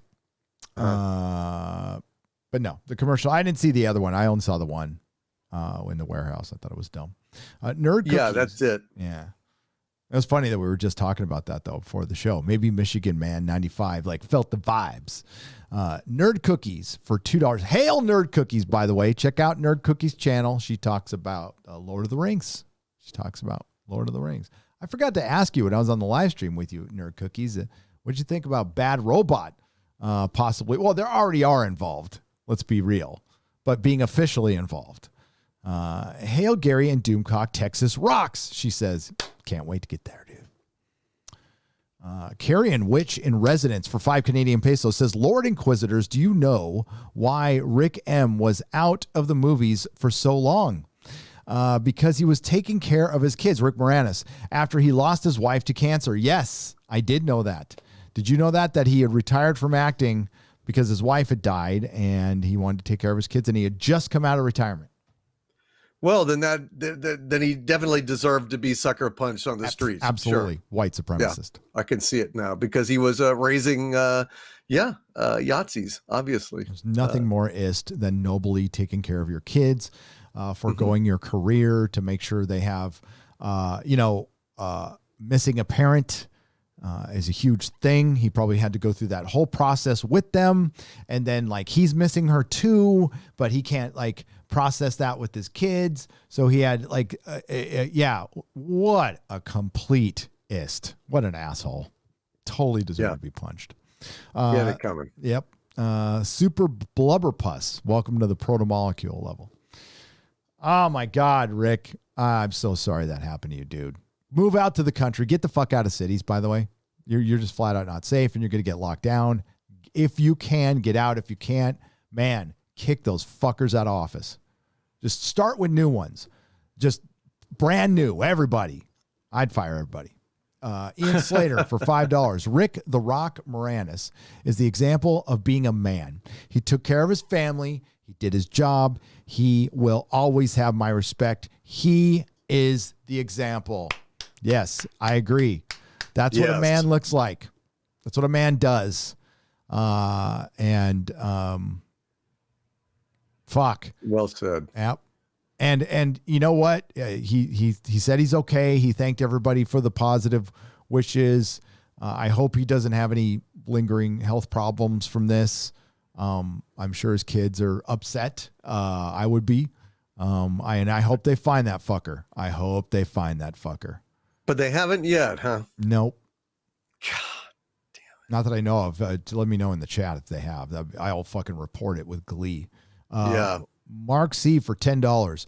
I love sheep. I love sheep like RMB, believing they are quarantined and that he can eventually go back to the movies. Los Angeles is under house arrest, and with Bond and Black Widow moving, the theaters are now dead on arrival. Yeah, I mean, LA, listen, there's a belief system that goes into working in that town now that you have to have. I think Robert does his best to see the other side, but when I hear somebody defend a country that actually is putting people in camps and concentrations, and listen, I know the other side that we're doing it too. We're putting people in cages on the border.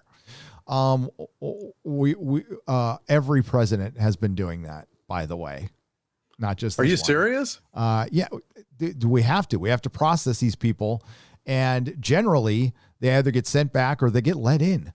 We need to make that. Listen, it's very complicated. I don't have a fucking answer for it. Do they need to make shit easier? Sure.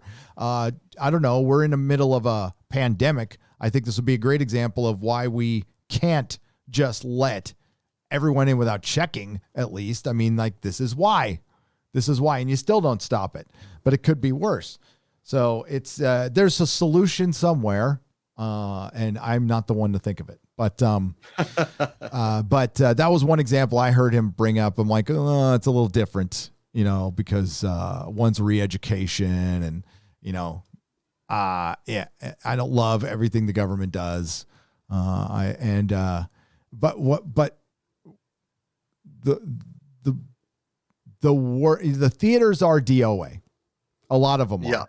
I think some will survive, but instead of being released or a film being released in 4,000, 5,000 theaters, now it's going to be like 2,500. So it'll be like the mid 90s, right? Is that what it was in the mid 90s? Yeah. Yeah. So they're just going to make less money. They're going to have to. Well, budget. dude, that's what I've been saying all along, that Hollywood is going to have to adjust their expectations downwardly, that there are not going to be any more blockbusters for a long time, if ever. I think those days are done. I think they need to go ahead. Like, for instance, Paramount Plus, oddly enough. Paramount Plus, it sounds to me like they're taking a step in the right direction, weirdly enough, because I heard that they were going to release a new movie every week on Paramount Plus. And there's not going to be big budget movies. These are going to be smaller budgeted, but feature films. And you know what? I think that's kind of fucking smart, because you're gonna again give more creative people more chances. You're going to have small budgets, which means you'll have to have, like television, good scripts. You're gonna have to have ideas. You're gonna have to not just dazzle with a bunch of bullshit special effects and hope to like grab the brass ring and hit a home run and everything else. No, smaller, more sensible profits on a sustainable basis that gives a new community of creatives a chance to master their craft, like Scorsese, and guys in the 70s did, like Coppola. I think that this could be a great new model for Hollywood, but this blockbuster mentality bullshit where, we're going to make $1 billion. That shit's done. You might as well kiss that goodbye. Yep. Which means genre is in serious trouble. Like, genre is a propagandist tool now, so who gives a shit? Exactly. I'd actually, if I could see no more goddamn superhero movies except maybe Guardians of the Galaxy 3 minus Thor, I'd be perfectly fine with it. That's it. I'm just sick of this shit. I am too. And, somebody was asking me, it wasn't the last live stream, it was a member stream. Like, why do you think they've really, in The Boys, they've kind of like, there's not a lot of superhero shit going on. And early on there was. And that was my big complaint about the Umbrella Academy is like, there's not enough superhero shit going on. They can't afford it. So this is the big hit. This is the big hit, and they still can't afford it. They have to fluff it up with mom and fucking daughter scenes, and then they have to pass the Bechdel test. Listen, there were times you had my sympathy, Hollywood. I understand you had people barking at you from both sides, and now you can hear from everybody. And you have the people going to you and threatening the extortion of, we're going to call you racist and all this. And are you a racist company? Maybe you need to hire our firm to make you unracist and Black Lives. I get it. You're trying to protect your company, but you should have shown some spine at some time. And people tend to appreciate that a lot more. Now it's all gone. Like there's no critics. There's no dissenters, and anyone who wants to is scared to death.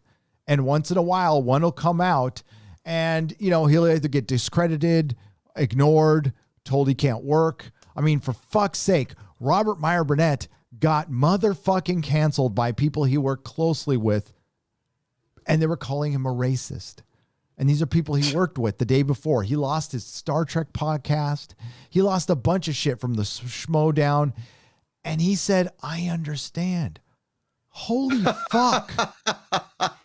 Holy fuck. Oh, I mean, you live by the woke, you die by the woke. I mean, at least he stuck to his principles, but I Jesus Christ, that's ridiculous. I don't know if that's sticking to principles or it's like, this is just like what it takes to get done.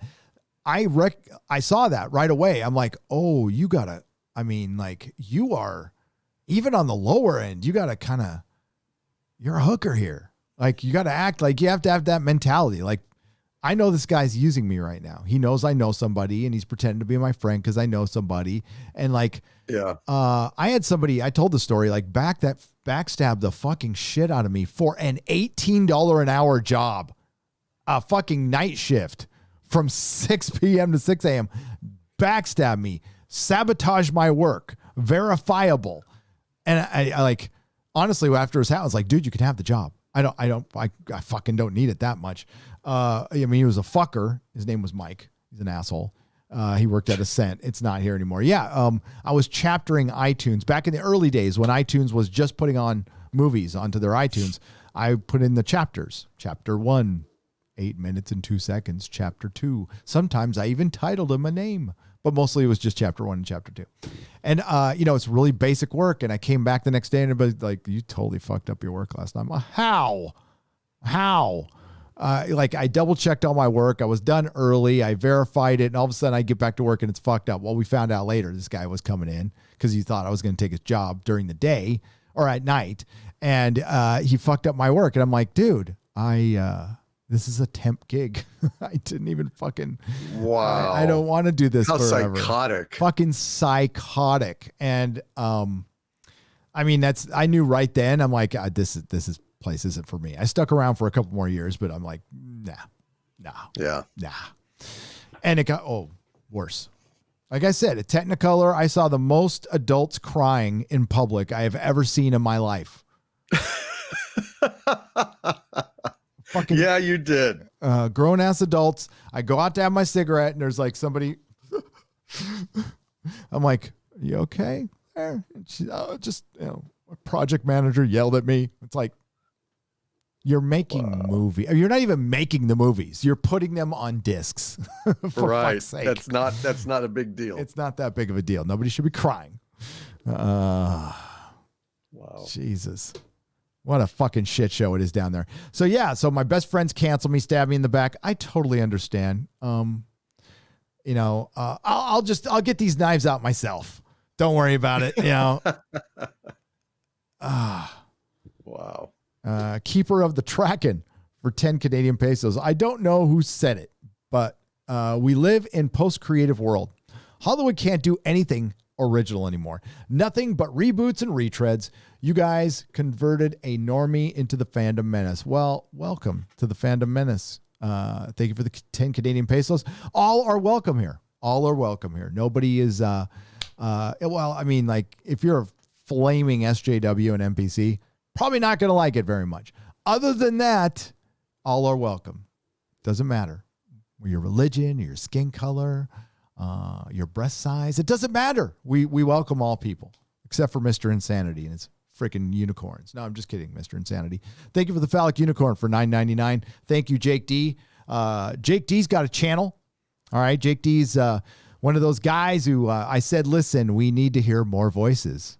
We need more people with common sense to get on this platform because something could happen, God forbid, to Doomcock or yours truly or Jeremy or Anna, and we need somebody to plug in. And we can't have a situation where whether you agreed with them or not, there's a lot of voices on YouTube that aren't here anymore who are from the right. They have been, in most cases, falsely accused of being white supremacists, but they're not. They're just people on the right. Some of them have said crazy shit. Some of them said stupid shit. I don't agree with all of them, but I think they should be here. Stefan Molyneux, Gavin McGinnis, a bunch of people are gone, and there was nobody to replace them for a long time.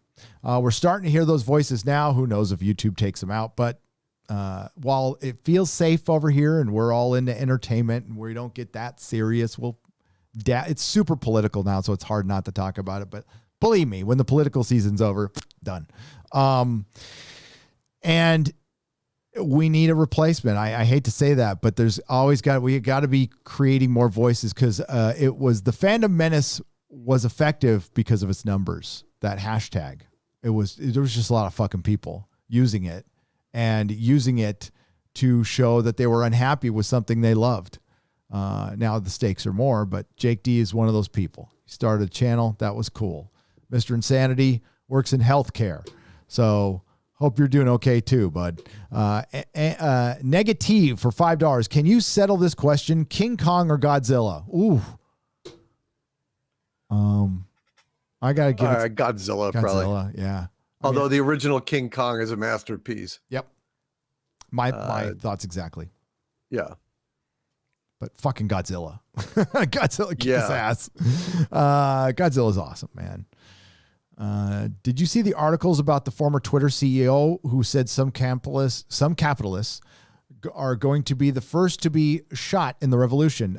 Says Finbar Hooley for $5. Yes, I did. I did see that. A billionaire. I'm sure he's a billionaire. Probably multimillionaire. We'll say multimillionaire. Former CEO of Twitter thinks that capitalists should be shot. Great. Thanks, comrade. Thanks for sharing your thoughts. You take that hammer and sickle and shove it up your ass. The thing is, how's he going to feel when I'd almost want to be there when the Marxist state takes over and they claim everybody's property, including Mr. Former Twitter CEO's $1 billion mansion. And he's all, wait a minute. I totally agree with you. And they're all, thank you, comrade. Thank you for the house. Get the fuck out. Right. Also, Bad Robot. Yeah. Yeah. Go and nab the offices of Bad Robot and all of their profits. Because, Jar Jar Abrams has been very, very much about, shaming certain classes of people. Very happy to do that. So I hope he will generously donate his house and company and everything else. Oh, I'm sure he will. Time's up, Jar Jar Abrams. Motherfucker, stay away from Lord of the Rings. Biggest problem with South Park special is they pulled their punches with the rioters, media, and DNC leadership. Disappointed BLM org is a lie. Jagerbomb for $5. My sentiments exactly. It started out very good. It started out well. I like South Park. It's not like I'm down on them forever, but they were scared. They pulled their punches. They wimped out. They pussed out. That's a shame. Yep. They never did before. Till now. They published the holiest of holy Scientology stuff. They remember the Indiana Jones one? That was great. Yeah. The China one. Oh, this one had moments, dude. This one had moments like, oh, this is going to be the greatest thing ever. Like Mickey Mouse fucks a bat. Like, it's fucking funny. Like, it's good. And then at the end, they pull every punch. They're one-sided.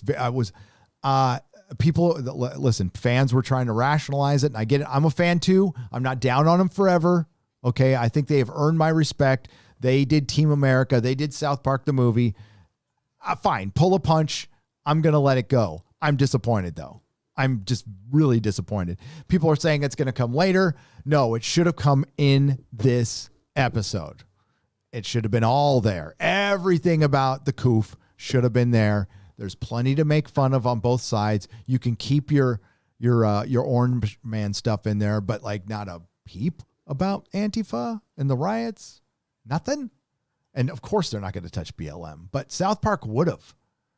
Yeah. 5 years ago they would have, but they're not now. They are scared. I'd like them to do an episode of somebody punching Rick Moranis. That would be, yeah.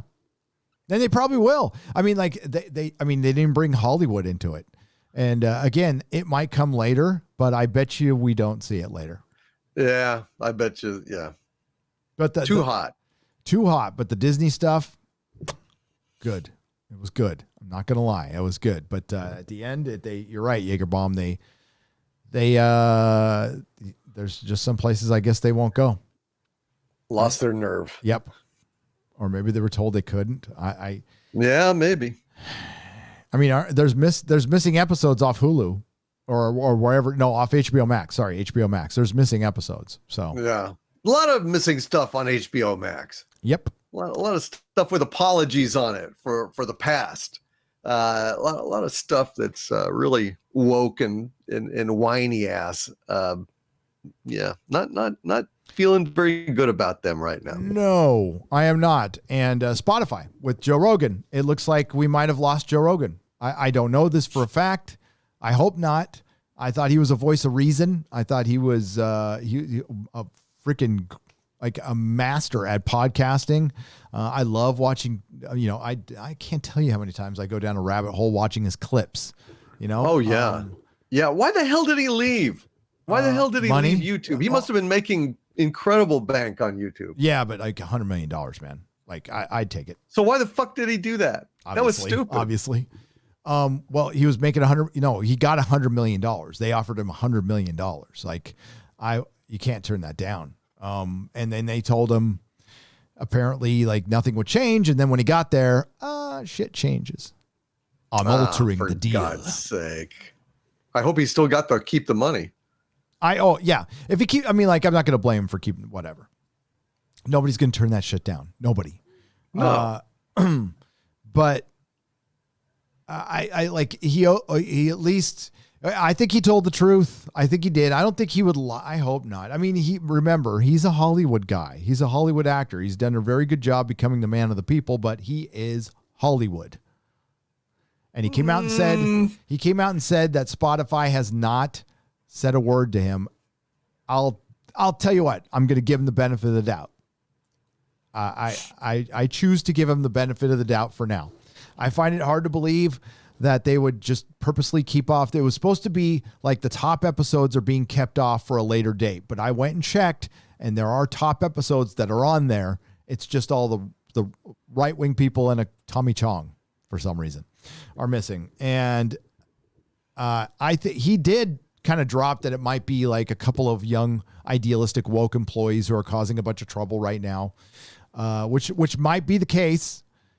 And it doesn't sound like he's going to back down. So I hope we don't lose him. But if we don't, this is why we need somebody else, Yeah.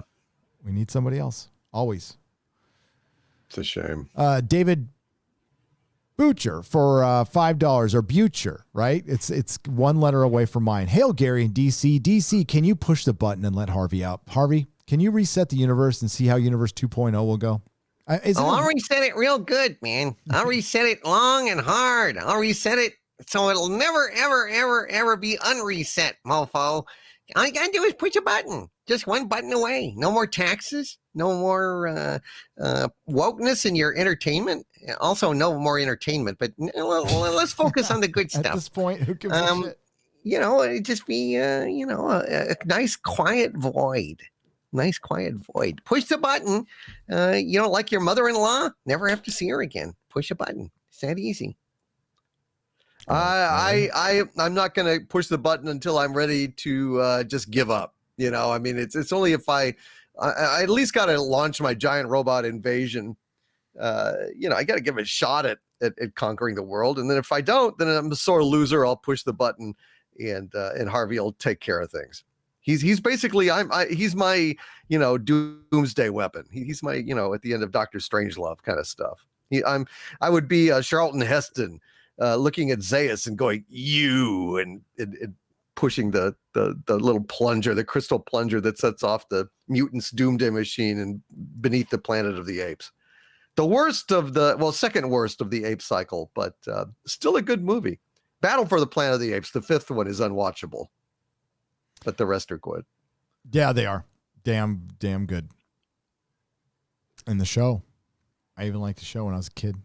I know. It was kind of but it had Mark Lenard. Yeah. It was Urko. Yeah. Or Ursus, one or the other. It was terrible, but I liked it as a 6-year-old. It was amazing. So Foul Ball Productions, welcome to the Jaloja level. I appreciate you. Bobby Sharps for $10. The Boys is weighed down by woke garbage. All the best to both of you. Thanks. Yeah, weighed down. I think I was just about to say it is woke garbage. We'll find out next episode. See, the thing is, it was good. It was good. It had potential to be better. It was not a franchise yet. One season does not a franchise make, right? Right. What do you think? Okay.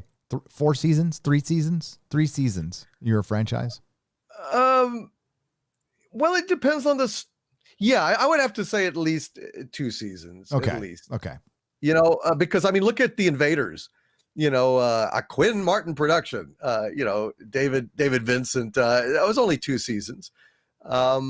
So if they had done more of it, subsequently they tried to revive it, but it was hugely popular in around the world, and it is an unexploited. It is a franchise gone fallow. But I think two seasons is adequate. Look at Outer Limits, for example. Yeah. That was only 2 seasons originally, and then they revived it and did more with it like decades later. I agree. I think it's Firefly. I can't call that a franchise. I think it's a really good show. Yeah. It wasn't enough. And they have got spin-off comics and stuff like that, but it's not a franchise anymore, unfortunately. Digi Akuma for 3 super chats. As far as 3 super chats in a row. We're just going to read them. All right. They're $10 each. Thank you, Digi Akuma. May I make a suggestion to bring forth to the Inquisition? Mitch Dyer, a man who threw out a virtue signal via pronouns to attack Star Wars, and Gina Carano with pronouns on the launch of Star Wars Squadrons. In my time playing Squadrons, there has been nothing of a sort, and yet it has been used on StarWars.com descriptions, but Mitch's tweet drew potential customers away from buying. Not much to the game. There was also a subject on RK Outpost earlier, and Mitch succeeded in only losing money for EA for virtue signaling. The game is okay, but I recommend waiting for a sale. So Digi Akuma is saying there's nothing pronoun in that shit. It was just bullshit. It was Mitch Dyer looking for a little Twitter like dick rub or whatever. And we've seen this happen before. So thank Digi Akuma. Thank you for educating the masses. I appreciate you for taking the time, spending $30 to try to give us the truth about the whole situation. What do you think about this, Doomcock? Somebody coming out and fucking their own game by they thought that they were doing a good deed. They thought that they were going to get those sweet, non-existent SJW dollars. Everybody thinks they're going to get this SJW market that does not fucking exist. The SJWs out there do not buy things. They do not patronize businesses. They do not support franchises. They don't buy toys. They don't buy comics. They don't give a damn. All they want to do, they'll tweet you till the cows come home because it costs nothing. And they're in their PJs anyway, sitting on the couch, so might as well. But as far as getting those PJs off and putting on some blue jeans or some shit and going to a theater or going out to an actual event or anything in the, real world, no, fuck no, unless it's protesting or rioting. I mean, basically that's about it. And that also doesn't cost any money, by the way. No. Except for maybe legal fees later, although Hollywood will pay those for you anyway as well. So shit, listen, they don't have any fucking money and they don't spend it and they're not going to spend it on you. So what you did is you drove off customers who are fed up with this shit by saying, hey, pronoun this and pronoun that. And hey, we got this in Star Wars Squadrons. Come on over. And if you don't, you're an istinophobe. It's like, okay, fuck it. I just, if I was going to buy it, I won't buy it now. And if it was a lie, too bad. But we don't put our money there. We don't put our money there. Nope. So they drove off actual customers for mythological customers like the unicorn. There was probably some powerful voices who could have brought some fucking reason to adult pretenders and idiots on Twitter, all by saying that we have this cause, and this cause is to make things normalized. So every time because gay has been normalized for 20 fucking years. And at this point, you just have to accept that not everybody's gonna love you. Not everybody's gonna love me. You can't ask for you can't expect full acceptance. What you can hope for is some tolerance. That's all life will ever be. But once we get one of these things normalized, they add another letter to the alphabet. Bing, bing, bing. And that's what this pronoun thing is. We're just trying to find bigots.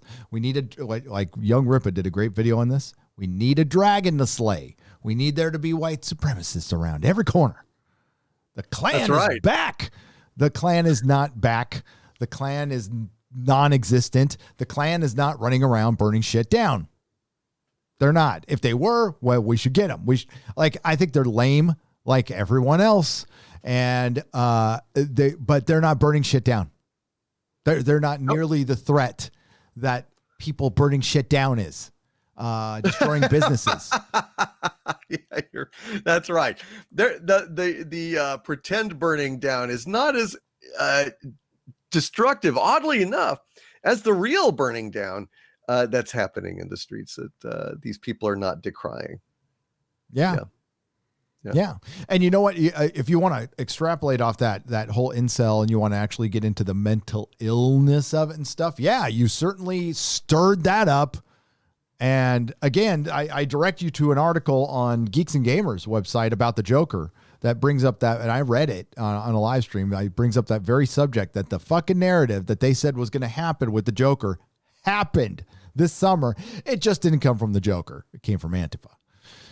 So, and so Mitch Dyer, you and your, you've all done damage to your cause. So, again, earlier this summer, ears were open. We were willing to listen, burn a few things, burn billions of dollars worth of businesses down. And surprisingly enough, we don't give a fuck anymore. And same with you and your pronouns. You're using them to attack people so you can take your pronouns and shove them up your ass. Beep, bop, boop. Beep, bop, boop. Hollywood is communist propaganda at this point. This is why I'm voting for Trump. Anyone slightly right of Stalin is evil to them. Glad I skipped the soys, says Jaegerbaum for $5. Yeah, well, they made that no secret in the episode today. TJ Paris for $5. The one I watched today. I guess it came out 3 days ago. Side by side episode 7 intro with Cuck movie trailer, please. Oh, I wish I could, TJ Paris. If I can do that for next show when it's on Doomcock's channel, and we can make sure it doesn't get struck. But I can do that. I just can't do it right now. But I'll remind me, Lady Gravemaster, if you're out there, please make a note. Eblan 85, or is it Eblan 85 for 100 Mexican dollars? Hail to you, sir. Kickstarter hired another comic book gatekeeper. More woke shows, movies, anime, and games. Anyone else enjoying their savings? Yes, I am. I'd rather give you guys my support. Without respect, we reject. Hail! Thank you, brother. Thank you. Yes, I am. Well, it is very good that I'm able to save a lot of money right now because we need it. My wife isn't making that much right now. She's working on that though. She's actually been working very hard, but it's not the normal income that we were used to, which is fine. That's we saved, and you know what? We don't want the government to help us. I don't want a handout. I'd rather it go to somebody who really, really needs it, like really, really needs it. And that's why I was, a little harsh on the movie theaters.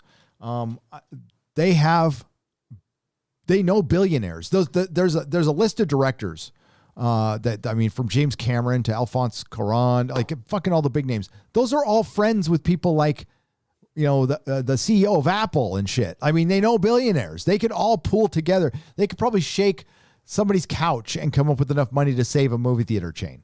You know what I'm saying? So like they don't need us just yet. And that's not an endless pool, by the way. Right now, you know how we're doing this? We're printing fucking money that doesn't exist. We can't keep doing that. Oh, it'll be such a fucking nightmare if we keep doing that. And that's the thing people are not thinking. I mean, like you guys are, all right? And I know a lot of people are. But the emotional ones on Twitter who are just like, I could never go. And like, I was talking about this on my member stream. There's probably people who are fucking terrified right now and will never leave their house again. Like they're done from this because it was done in such a whack way. So, yeah, it's going to be awful. And they need to think about like the economic repercussions. Yes, it's going to be risky if we open up. Yes, the president got the coof. Open up. People get the coof. Culture Casino, thank you for the phallic unicorn. I appreciate it. Kevin Boyle, $4.99. Hollywood is bad. He says Hollywood bad. Hollywood bad. I agree. And it's Fucking, I'm not even surprised, to be honest with you. I was waiting for it. I was just like, here it is. I thought they would actually wait till the last episode. Silly me. Girardi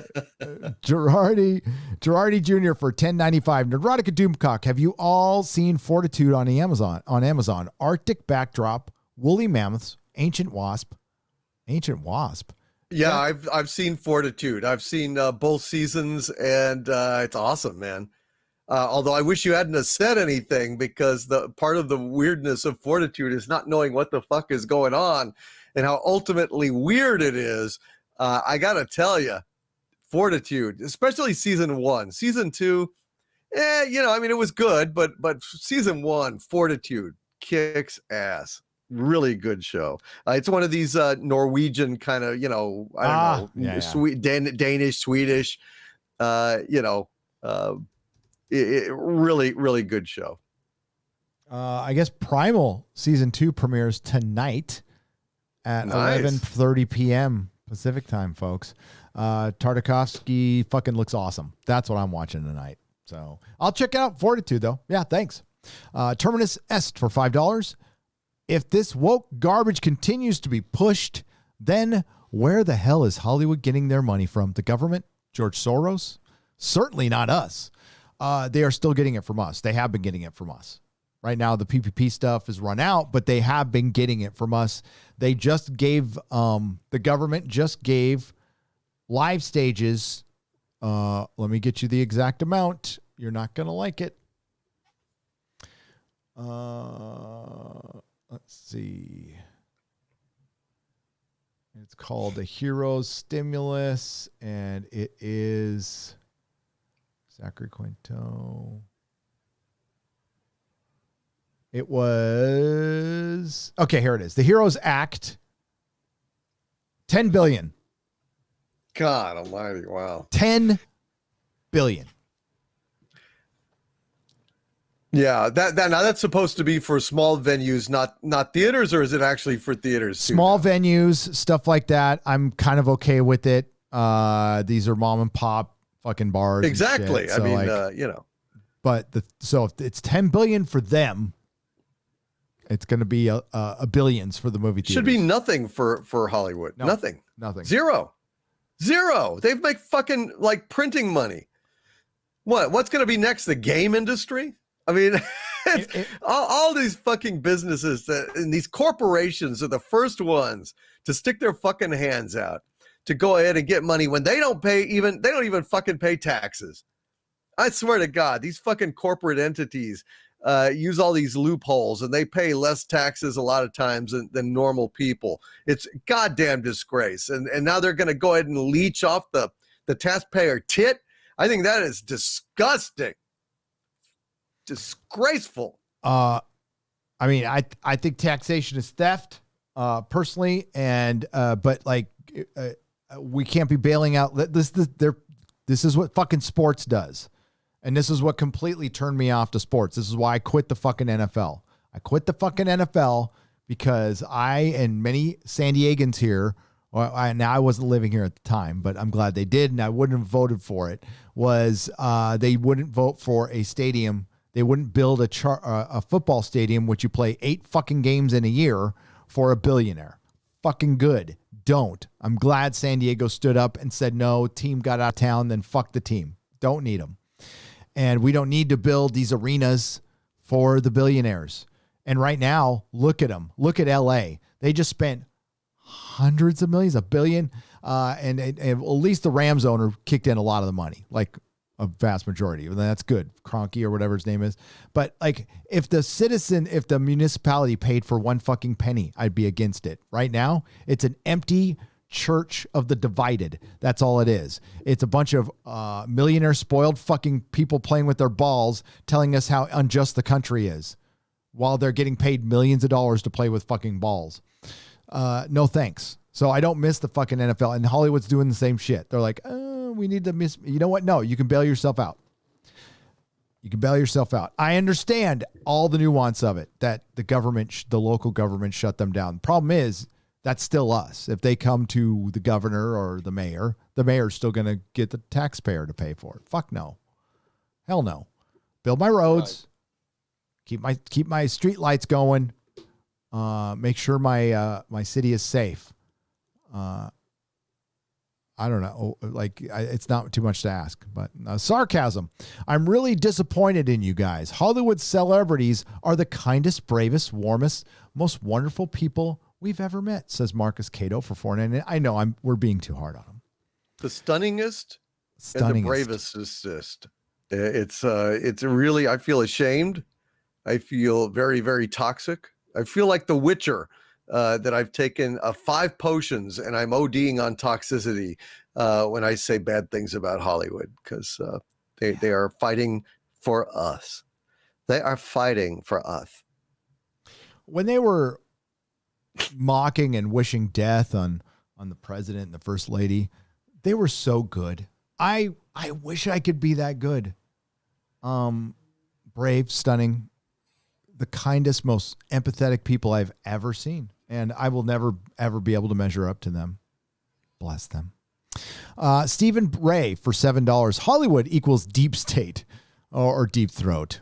I don't know. Or deep something else. Deep suck. Deep suck. That's a conversation we can bring up on the Exozone, Stephen, for sure. The snowflake fringe needs fear, apparently. Somehow they made it more addictive than heroin. Says Marty for 10 Canadian pesos.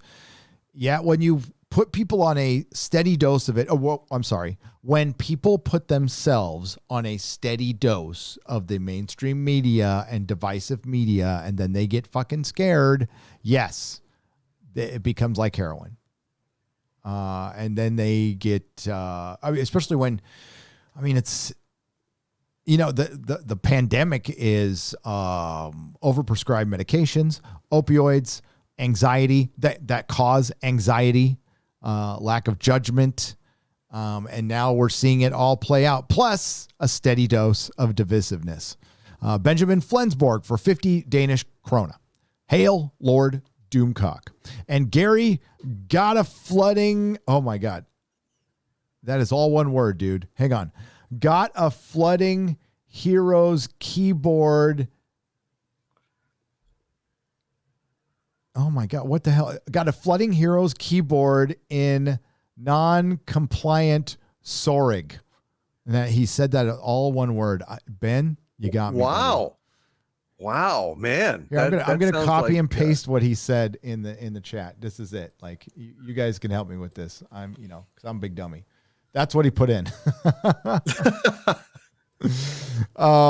Benjamin, thanks for the 50 Danish krona. You're awesome. Pagrunt for $19.99. Gary, out here in the New England outside Philadelphia, people are out. Traffic is back to normal. Most aren't afraid and tired of our government's antics. Movies would be doing better if the theaters weren't limited. Put out decent stuff. I agree. That's what I was saying. They're not going to make the $1 billion that they wanted for Black Widow, but they could have made $200 million, $100 million, something. They could have made some, and then put it on Disney Plus, and then re-release it later. They would have made their money back. They flat out would have done it if they had just released this stuff. But no, they are. It's a little lockstep right now. They are closing the theaters, and I think they're going to start. I think the cities are going to try to close down again, some of the big ones. It's up to us what we really allow happen. Remember that. We're allowing this to happen. It's how long we allow it to happen. I would love to go to the theater for Saturday morning cartoons. Could you imagine a Filmation Star Trek marathon on the big screen? That would be dope, Mark C. For $5. It would be very cool, man. Yeah, like that stuff. Also, things like 60s shit, like Fantastic Four or Wacky Racers. Well, that's more 70s, I guess. Stuff like that. Just shit. I think it'd be a lot of fun. Have it be, late night, going like deep into the night, pizza and beer and geeks laughing and shit. That'd be fun. It would. It would. This isn't fun. This is, the The other reason I'm talking about this, because you know what? I don't make it a secret what side I come from or anything, but like everybody's welcome here. I don't mean to alienate anybody. And if you have common sense, you're welcome here. You can disagree with me. That's fine. Disagree with people in the chat. Just try to be respectful as possible. But Star Trek was used for a candidate. So I just want to give you a heads up. This pissed me off. Because this I would be just as pissed off if it was Trek for Trump. Now, if it was in this environment, it would at least be different if they did Trek for Trump. But they're doing Trek the Vote. They're calling it Trek the Vote, but it's actually this. And This is Star Trek hitting rock bottom. It's fucking rock bottom. It's cringe. Trek the Vote. So it's basically saying everybody should get out and vote, right? Which is a noble message. Oh, sure. For Biden. Oh. So in other words, they're politicizing something in an already politicized environment, turning Star Trek, which should be neutral, should go ahead and present its worldview and let it speak for itself, but not get involved in real world politics or any shit like that. But they're not going to allow that to happen, I guess. Nope. If you want to support Biden, if they want to support Biden and be respectful, great. Brilliant. Go for it. This is cringe. This is, The Rock goes out and does it, and then an irrelevant franchise. I wonder if Lost in Space is doing their get the vote out for Biden. You think so? What about Simon and Simon? Simon and Simon out there getting it up to vote for Biden. Days of Our Lives. They going to reunite. The Adventures of Briscoe County Jr. is going to come and try to get Kamala, what's her name, for dog catcher in San Francisco. Yes, Kamala Harris. Yeah, I don't know. Kamala. Yeah, I don't know. I think it's Kamala. Yeah. So if we just take a look at this picture real quick, we all know who the best captain is. We all know who the best. Well, both of them. The one that's not there. Both best captains aren't here. That's right. William Shatner. And why am I blanking his name? Cisco. Yes. I'm blanking on the actor's name. God damn it. Absolutely. So we have a drummer for Scott Pilgrim. I got diddled by Kevin Spacey. I care more about jazz than Star Trek. I don't know who the fuck that Legolas. is. That's Legolas. A model in Eastern Europe before the implants. I act like I actually had a career outside of Star Trek the way I talk about it. Oh my. There's Soji and Daj. I graduated acting school and got this amazing job in Star Trek based on my talent and abilities, and I didn't do anything else to get the job. Fuck Jerry Ryan, why are you here? And that's interesting because she used to be Republican. Then I'm dead. And there's Jonathan Frakes. Yep. Jonathan Frakes, who used to be Jonathan Frakes before he fell in with the whole Discovery crowd and contributed to the desecration of Picard. Now I propose he be called Jonathan Fakes. Yep, for Fake Trek. Kate Mulgrew, right there. LeVar Burton, I have anything bad to say about him. No, he's a good guy. He's a good guy. Who is this? I don't even know who that is. I don't know who that is either. Somebody help me in the chat. I probably should be recognizing her, but I don't. Was she a Romulan? No, I just don't. I don't know who that is. There's Raffi. A junkie. Yeah. So we have Raffi, and then we have fucking Patrick Sewage. Terrible. And then we have Rios, and there she is. There she is. The piece of wood herself. And there he is. Maybe someday he'll be able to get more views than we do on our videos, but we're rooting for you, kiddo. Will Wheaton. Yes. I think he's Won't Wheaton. And he is just the mushroom. Yeah, he was birthed out of a mushroom poop. And he doesn't, that's in the show, ladies and gentlemen. He is brought back to life through a giant turd that comes from a mushroom dimension. And that's exactly literally it. Yeah. He's spawned from mushroom spores in the mushroom dimension. They brought him back because all the alphabet folks were pissed off that this incredibly passionate and deep relationship,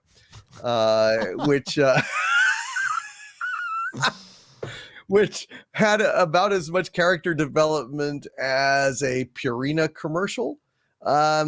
Yeah, that was heartbreaking. The gay rhinos in Ice Age that didn't even come out as gay had a more authentic relationship than these two did. You ever see Ice Age? Absolutely. Carl, he's walking on our salad. Yeah. I remember laughing my ass off when I heard that. I'm like, oh, they're gay rhinos. It was funny. And by the way, could that have been any more boring? Everything in Discovery is blue. It's all blue. It's always got a horrible, nasty blue cast over it. And this advertisement, every picture is also really, really boring blue. And not like a big, bright blue. The only red is in Biden's name. That's what's funny. But I mean, this could not be more boring. And if you're trying to say blue state or something, don't make it this pale ass, like nasty blue gray shit like on Discovery. Make it actually like blue, like on the flag or something. But this is just sad. This is anemic and creepy. That's not Marina Sirtis. I mean, her name is there, but yeah, that doesn't look like her at all. But that's Marina Sirtis. So okay. Looks a little bit like Catherine Zeta-Jones. Kinda, yeah. Maybe it's just a bad picture or whatever, or maybe it's that fucking blue tint on everything. Whatever it is, this is cringe. This is where we are in 2020. So I'm not like, and Star Trek is a platform now. It's a platform. So, Republicans can fuck off. If you don't like it, apparently that's what they're saying. They're telling you to, and I think a lot of you have, and I wouldn't blame you at all. This is sad. And you know what? Technically it doesn't say Star Trek on it, but believe me, if I did some kind of charity or something, if I did anything, if I did a bingo night and I said Trek the bingo night, they would fucking be suing my ass. So they signed off on this shit. They had to sign off on this shit. And okay, they lie too. They say 19 icons from 5 Star Trek casts. I only count, I think, 3 Star Trek casts: the original, Next Generation, and Voyager. I'm looking for an icon. I would have called him an icon. He's not an icon anymore. Data would have been an icon. Sulu is an icon, but the point is, 2 of these are not Star Trek. Discovery is not Star Trek. Picard is not Star Trek.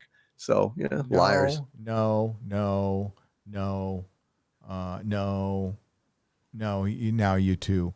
No. Hell no. No, fuck no, and no. So yeah, most of them are on. I'd say iconic characters, but not icon. Like William Shatner, icon. Brent Spinner, iconic character, not so much an icon. Yes, you were an icon up until last year, buddy. Now you're not. Yeah, now you've totally flushed it down the toilet. I respect Reading Rainbow. All right, so I will not besmirch LeVar Burton, who's I've never heard him sing. Do with it. Yeah. If he's there, that's fine. But it's disappointing. It's disappointing. Yep. Well, that's making it more political. Just what we don't do. I mean, we're accused of being, Istanphobes and everything. I'm a hell of a lot less political than any of these people are. I don't tolerate that shit. I don't want anything to do with it. I don't want on one side or the other. I want all people to feel included in fandom and have a refuge from all this politics bullshit. I don't talk about it. I won't. And that's how bad I am, huh? Yep. We've wanted Star Trek has been a great place to go for the right and the left forever, and now it's just and this is Alex Kurtzman. I understand. Believe me, I've been a Star Trek fan. I've been a fan of the show. I mean, I've had peaks and valleys, but I've been watching it since I was fucking 5, and I'm 51. So I am aware of everything I need to know about Star Trek politically, where they stand, where the other actors come from. They would have never dreamed of doing something like this. Nobody involved with the show 20 years ago would have fucking dreamed. And again, if they did an Orange Man thing, while it would be different, it would be fucking going against the grain, I still wouldn't be happy with it. That's not what Star Trek is. Star Trek's a fucking fun show, but now it's important. It's a platform, and that's why it's got about, you know what? I would say generously, it's probably got 1 million fans in America now. Active fans. Active fans. There's maybe, I'd say just under 1 million, which is dick. Which is, it's going to be a lot less than that. And it'll, you know what? In about 10 years, it'll be 500,000. And then 15 years, it'll be 100,000. It's just going to fall off and be nothing. Yep. It'll never be what it was. They've killed that. They've killed that. They've killed a lot of the love in the fandom. And I don't think there's any way to get it back. And like uber active, uber fans, that number is very small. I think, as a matter of fact, that's what you see at Star Trek conventions. Maybe with the give or take, we'll say 1,000. An uber Star Trek fan would not miss a convention in Las Vegas. And we had under 5,000 people there last year. So out of the, and when I mean active fans is like people who would watch it on TV, say, I'm a Star Trek fan. You don't have to know every fucking name of every episode or every ship or every character to be a Star Trek fan. But as far as the hardcore ones, I think that's pretty much what you see at the convention, or the hardcore Star Trek fans. Although I didn't see that one channel that was making shit up on the internet. I didn't see him or them. I don't know what that person identifies from. I wouldn't consider him a man. So, that boy, maybe girl, whatever. Yes. Here are the rankings for the past week, according to Nielsen. I don't know where they get these numbers from. Does it say in here? Like, do they? I guess, according to Nielsen ratings. So the Nielsen company must be, they're tracking viewers. Okay. Nielsen has been tracking streaming viewership as best it can. What's the as best it can? I have no idea. Formula? I don't know anything about their methodology. Yeah. And releasing the week ratings. Okay. Greenlighting season. I'm looking for this best I can thing. They don't explain that. They don't? Well, then, I don't know. We'll go and look. I bet you they pulled it out of their ass. So this could be all bullshit, ladies and gentlemen. Here are the rankings for the past week, according to Nielsen, where they measure by minutes watched. How? That is impossible to figure out. So Cobra Kai is number 1. Great. I mean, if it's true, I'm happy. Yes. 2.17 billion minutes viewed. That is a lot. 30 million hours, I think. I'll do the math on it in a sec. Shit, I can't do it. I did it on 891. Oh, so they say The Boys is 891 million minutes viewed. So that's like 14 million hours. Wow. Wow. That's how they measure YouTube. By the way, we get measured by minutes watched, not our actual views or our actual view count, or it's the minutes watched that they actually gave a shit the most about. Wow. Yeah. And like, for instance, I average, I don't like do what the quartering does or anything. I think I get about 2.5 million views a month, which is great. I mean, on a good month, I'll have 3.5 million. I think on my best month, I had 5, but I don't make enough videos. I just, if I crank out more videos, it'd be higher, but it's no big deal. But the minutes are insane. If you look at the minutes, you're like, whoa. But honestly, Tim Pool probably does better than this in a week. As a matter of fact, I know he does. Tim Pool does better than this in a week. So Lucifer was number 2. But here's the interesting thing. The boys, I'm not denying it's popular. I'm just saying it sucked. I don't, it's popular, but it sucks now. But here's the rest.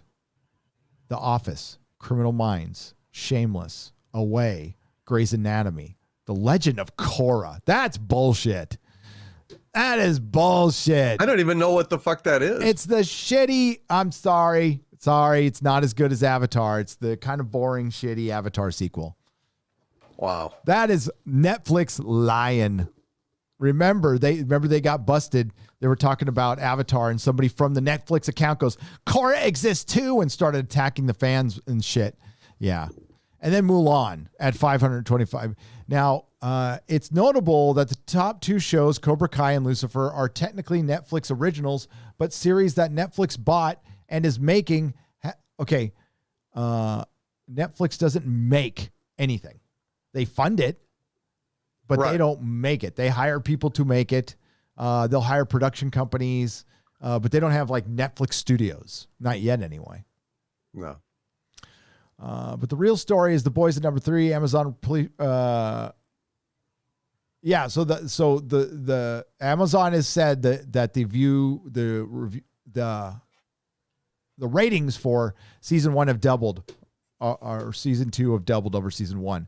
And the series seems to have been bolstered by the decision to switch it to a weekly release format. Oh, how about that? The Expanse? How about that? Holy shit. Like we know what we were talking about. Like we know what we were fucking talking about. Your show would have been bigger. Too bad it sucked. And you made it fucking woke. You can't win them all, buddy. You can't win them all.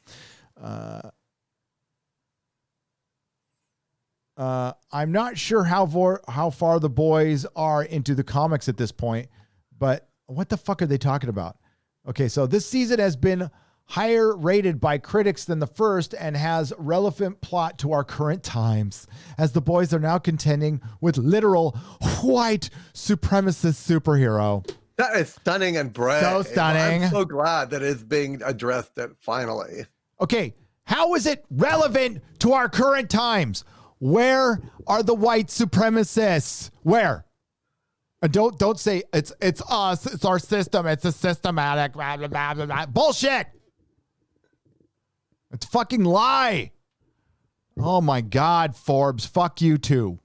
I'm not sure how far the boys are into the comics at this point, but this is not The Walking Dead where there are 100+ issues of source material. Well, there's 72. A fucking lot. There's a bunch of side issues. Actually, if you add it up, side issues, I'm going off the top of my head, folks. Sorry.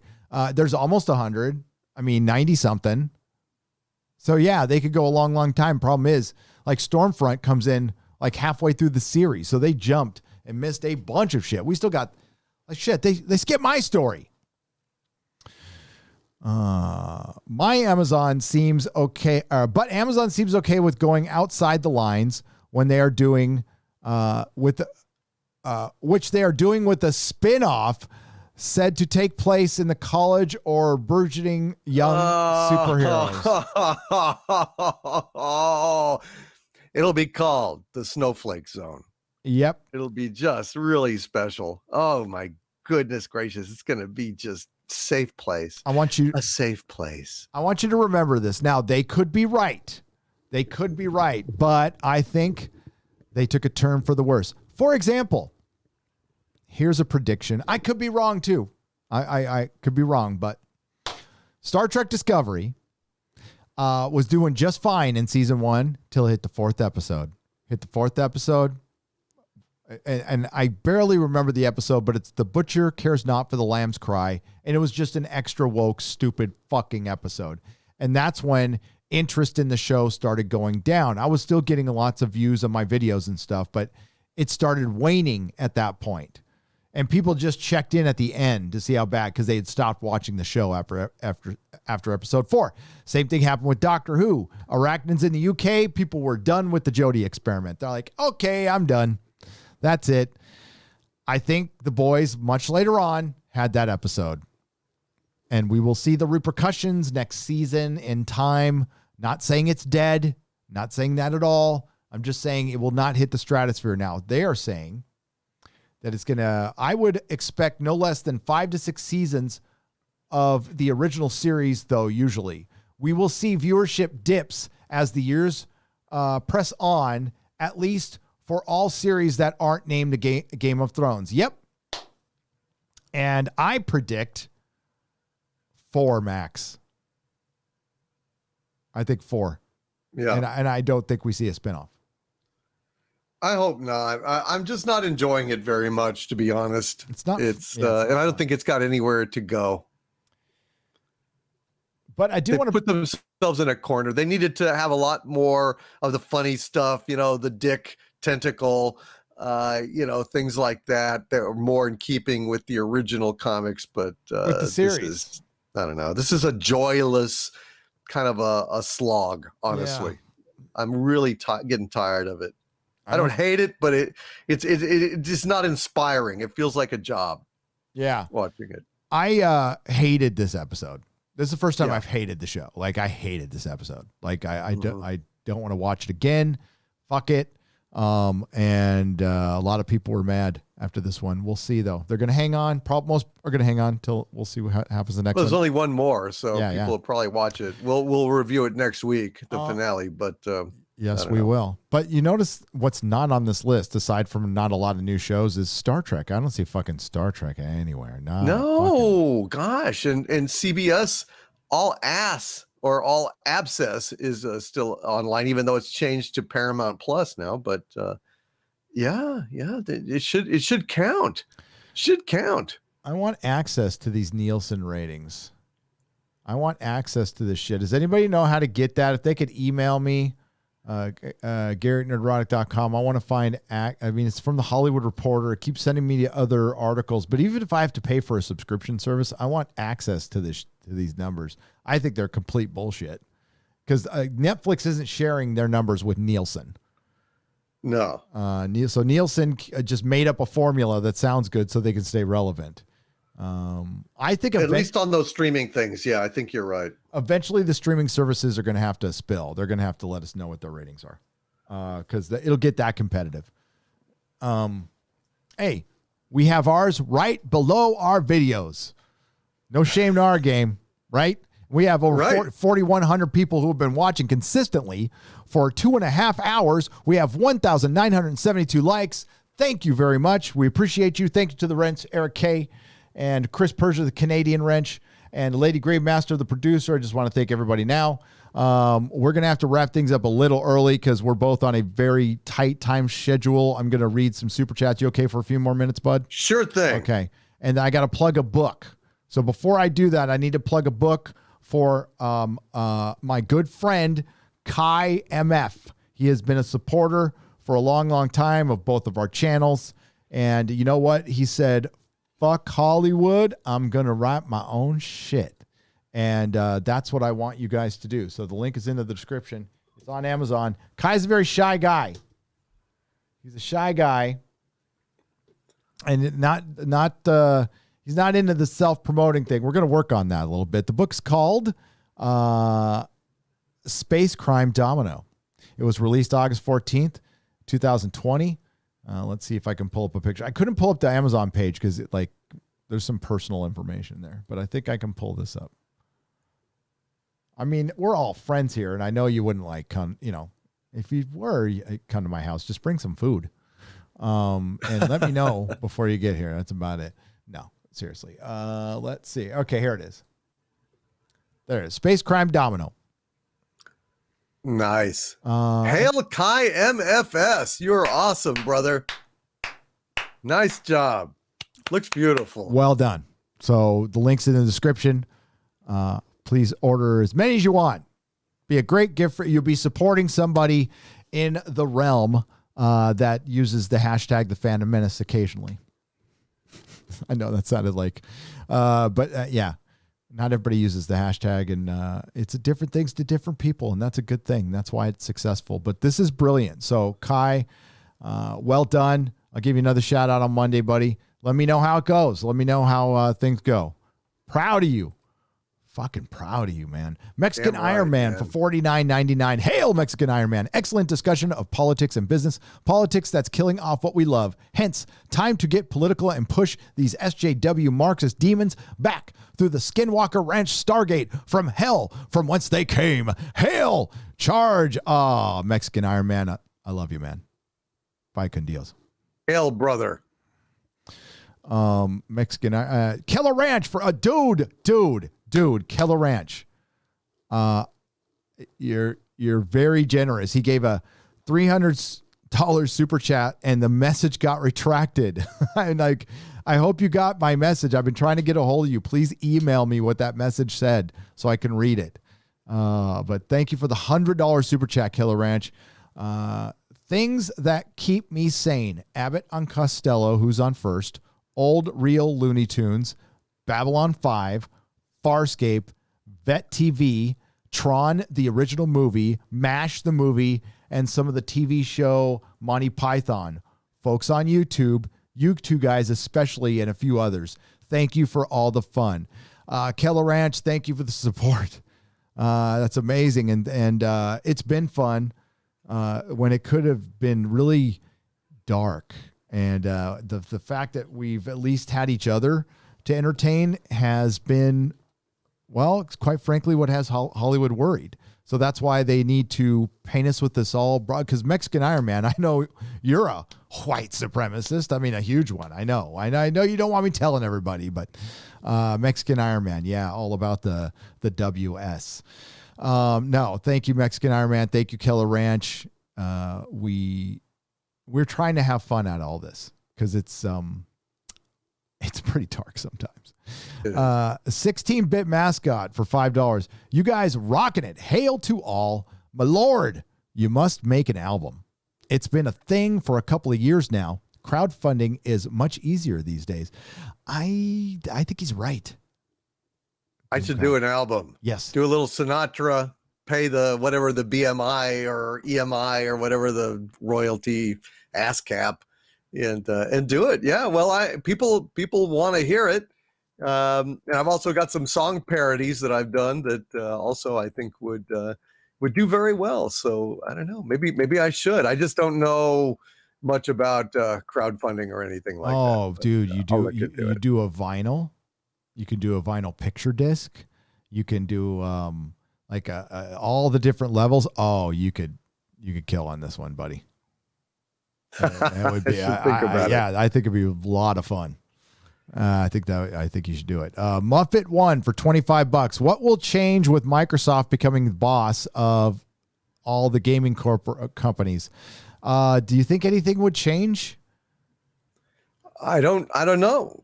Maybe I really have Microsoft no is evil. I don't pay attention to. I mean, I think games would stop working. Like Windows 10 and all the other goddamn Windows products and the forced upgrades. And I mean, I've heard some latest shit that, yeah, man, listen, I'm so annoyed at Windows, Microsoft. I'm so sick of that shit. I think I may have to switch over to something else. I don't know. I guess there's Apple. It's much more expensive and overpriced, but at least, Jesus Christ. With all this Windows 10, I mean, I don't know what you've got, but I'm horrified when, suddenly your computer is thrown into spasms as it's trying to update the latest one. You just pray they don't brick the fucking thing. That's customer service. I tell you, holy shit, that's great. This is my first PC in a long time. And I got like a flaming fucking crazy good gaming computer that my son hooked me up with, and it's fucking awesome. So I haven't had a problem with it yet, and I'm gonna just update it every year when I don't need to, because this is like my life. I need this to work. So I've been happy with it. Fuck Mac. Mac does that crazy shit too. Mac is junk now. It's garbage. It's just fucking garbage. So What else have we got? Nothing. Linux. Linux doesn't work with anything, does it? It can. I don't know. It can. You can make you could still make Mac PCs. Shit works with everything.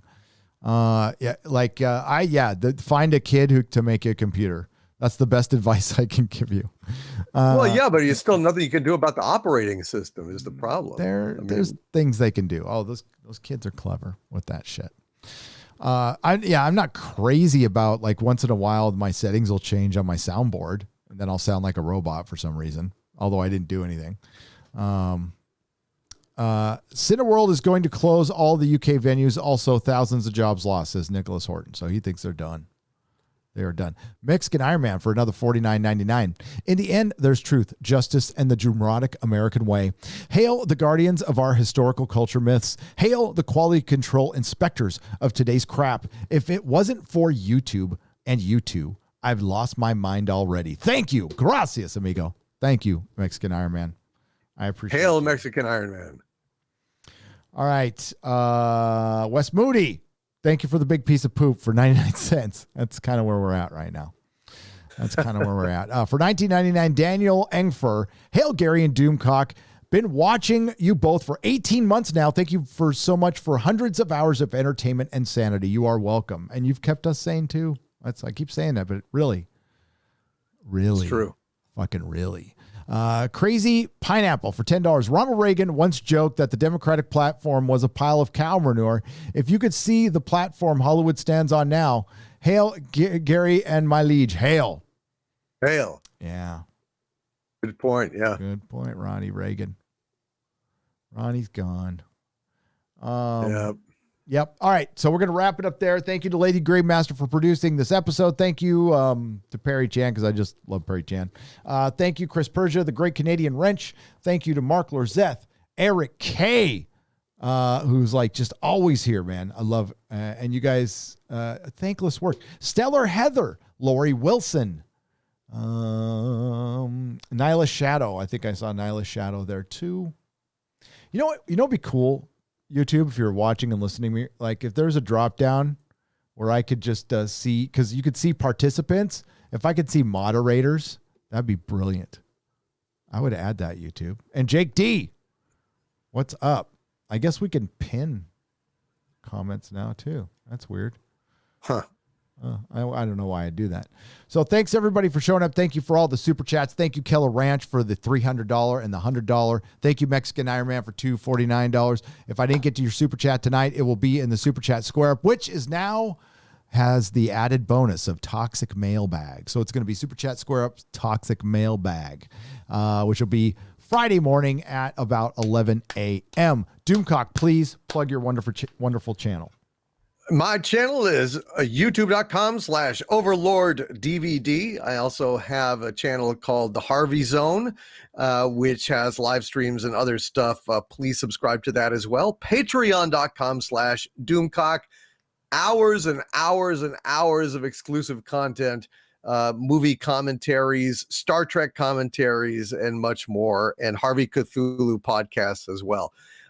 Thank you, Gary, for having me on your channel and the Inquisition every Sunday. It was a blast, as always, my friend. Thanks for coming on, as usual. I had a lot of fun tonight. There was a lot to talk about. Sorry, it's a little shorter than usual, but life. I apologize for that. But thanks for tuning in, everyone. We had like a huge crowd tonight, and you stayed for all of it, and that's rare. So thanks. I guess we were engaging tonight, and the voice pissed a lot of people off. Again, please subscribe to Doomcock. The links for both of his channels are in the description. If you're listening to this in the future on iTunes or Spotify, I will also be linking his Patreon in the description. You can find it there. And yes, this will be unlisted here on this channel. It will be exported over to Nerdrotic Live. It'll be up in a couple of hours, just in case you missed it. Otherwise, you can hang on to the link. It'll be just fine. You can watch it that way too. And yes, I have a website, nerdrotic.com. That's there so I can I turn these into podcasts, and you can listen to them on the aforementioned iTunes or stupid fucking lame Spotify, which I followed over there because Joe Rogan went over there, not knowing like how fucking lame they were. So I don't know. You can listen to my to the live streams on Nerdrotic Live too. So you can just listen to it there. I think there's a WordPress app you can download. So thanks again, everyone. Have a good evening. I guess it's not all bad. Watch Primal tonight. Let me know what you guys think of it. I'd love to hear about it. Let me know on Twitter. Until next time, not all who wander are lost. Bye-bye.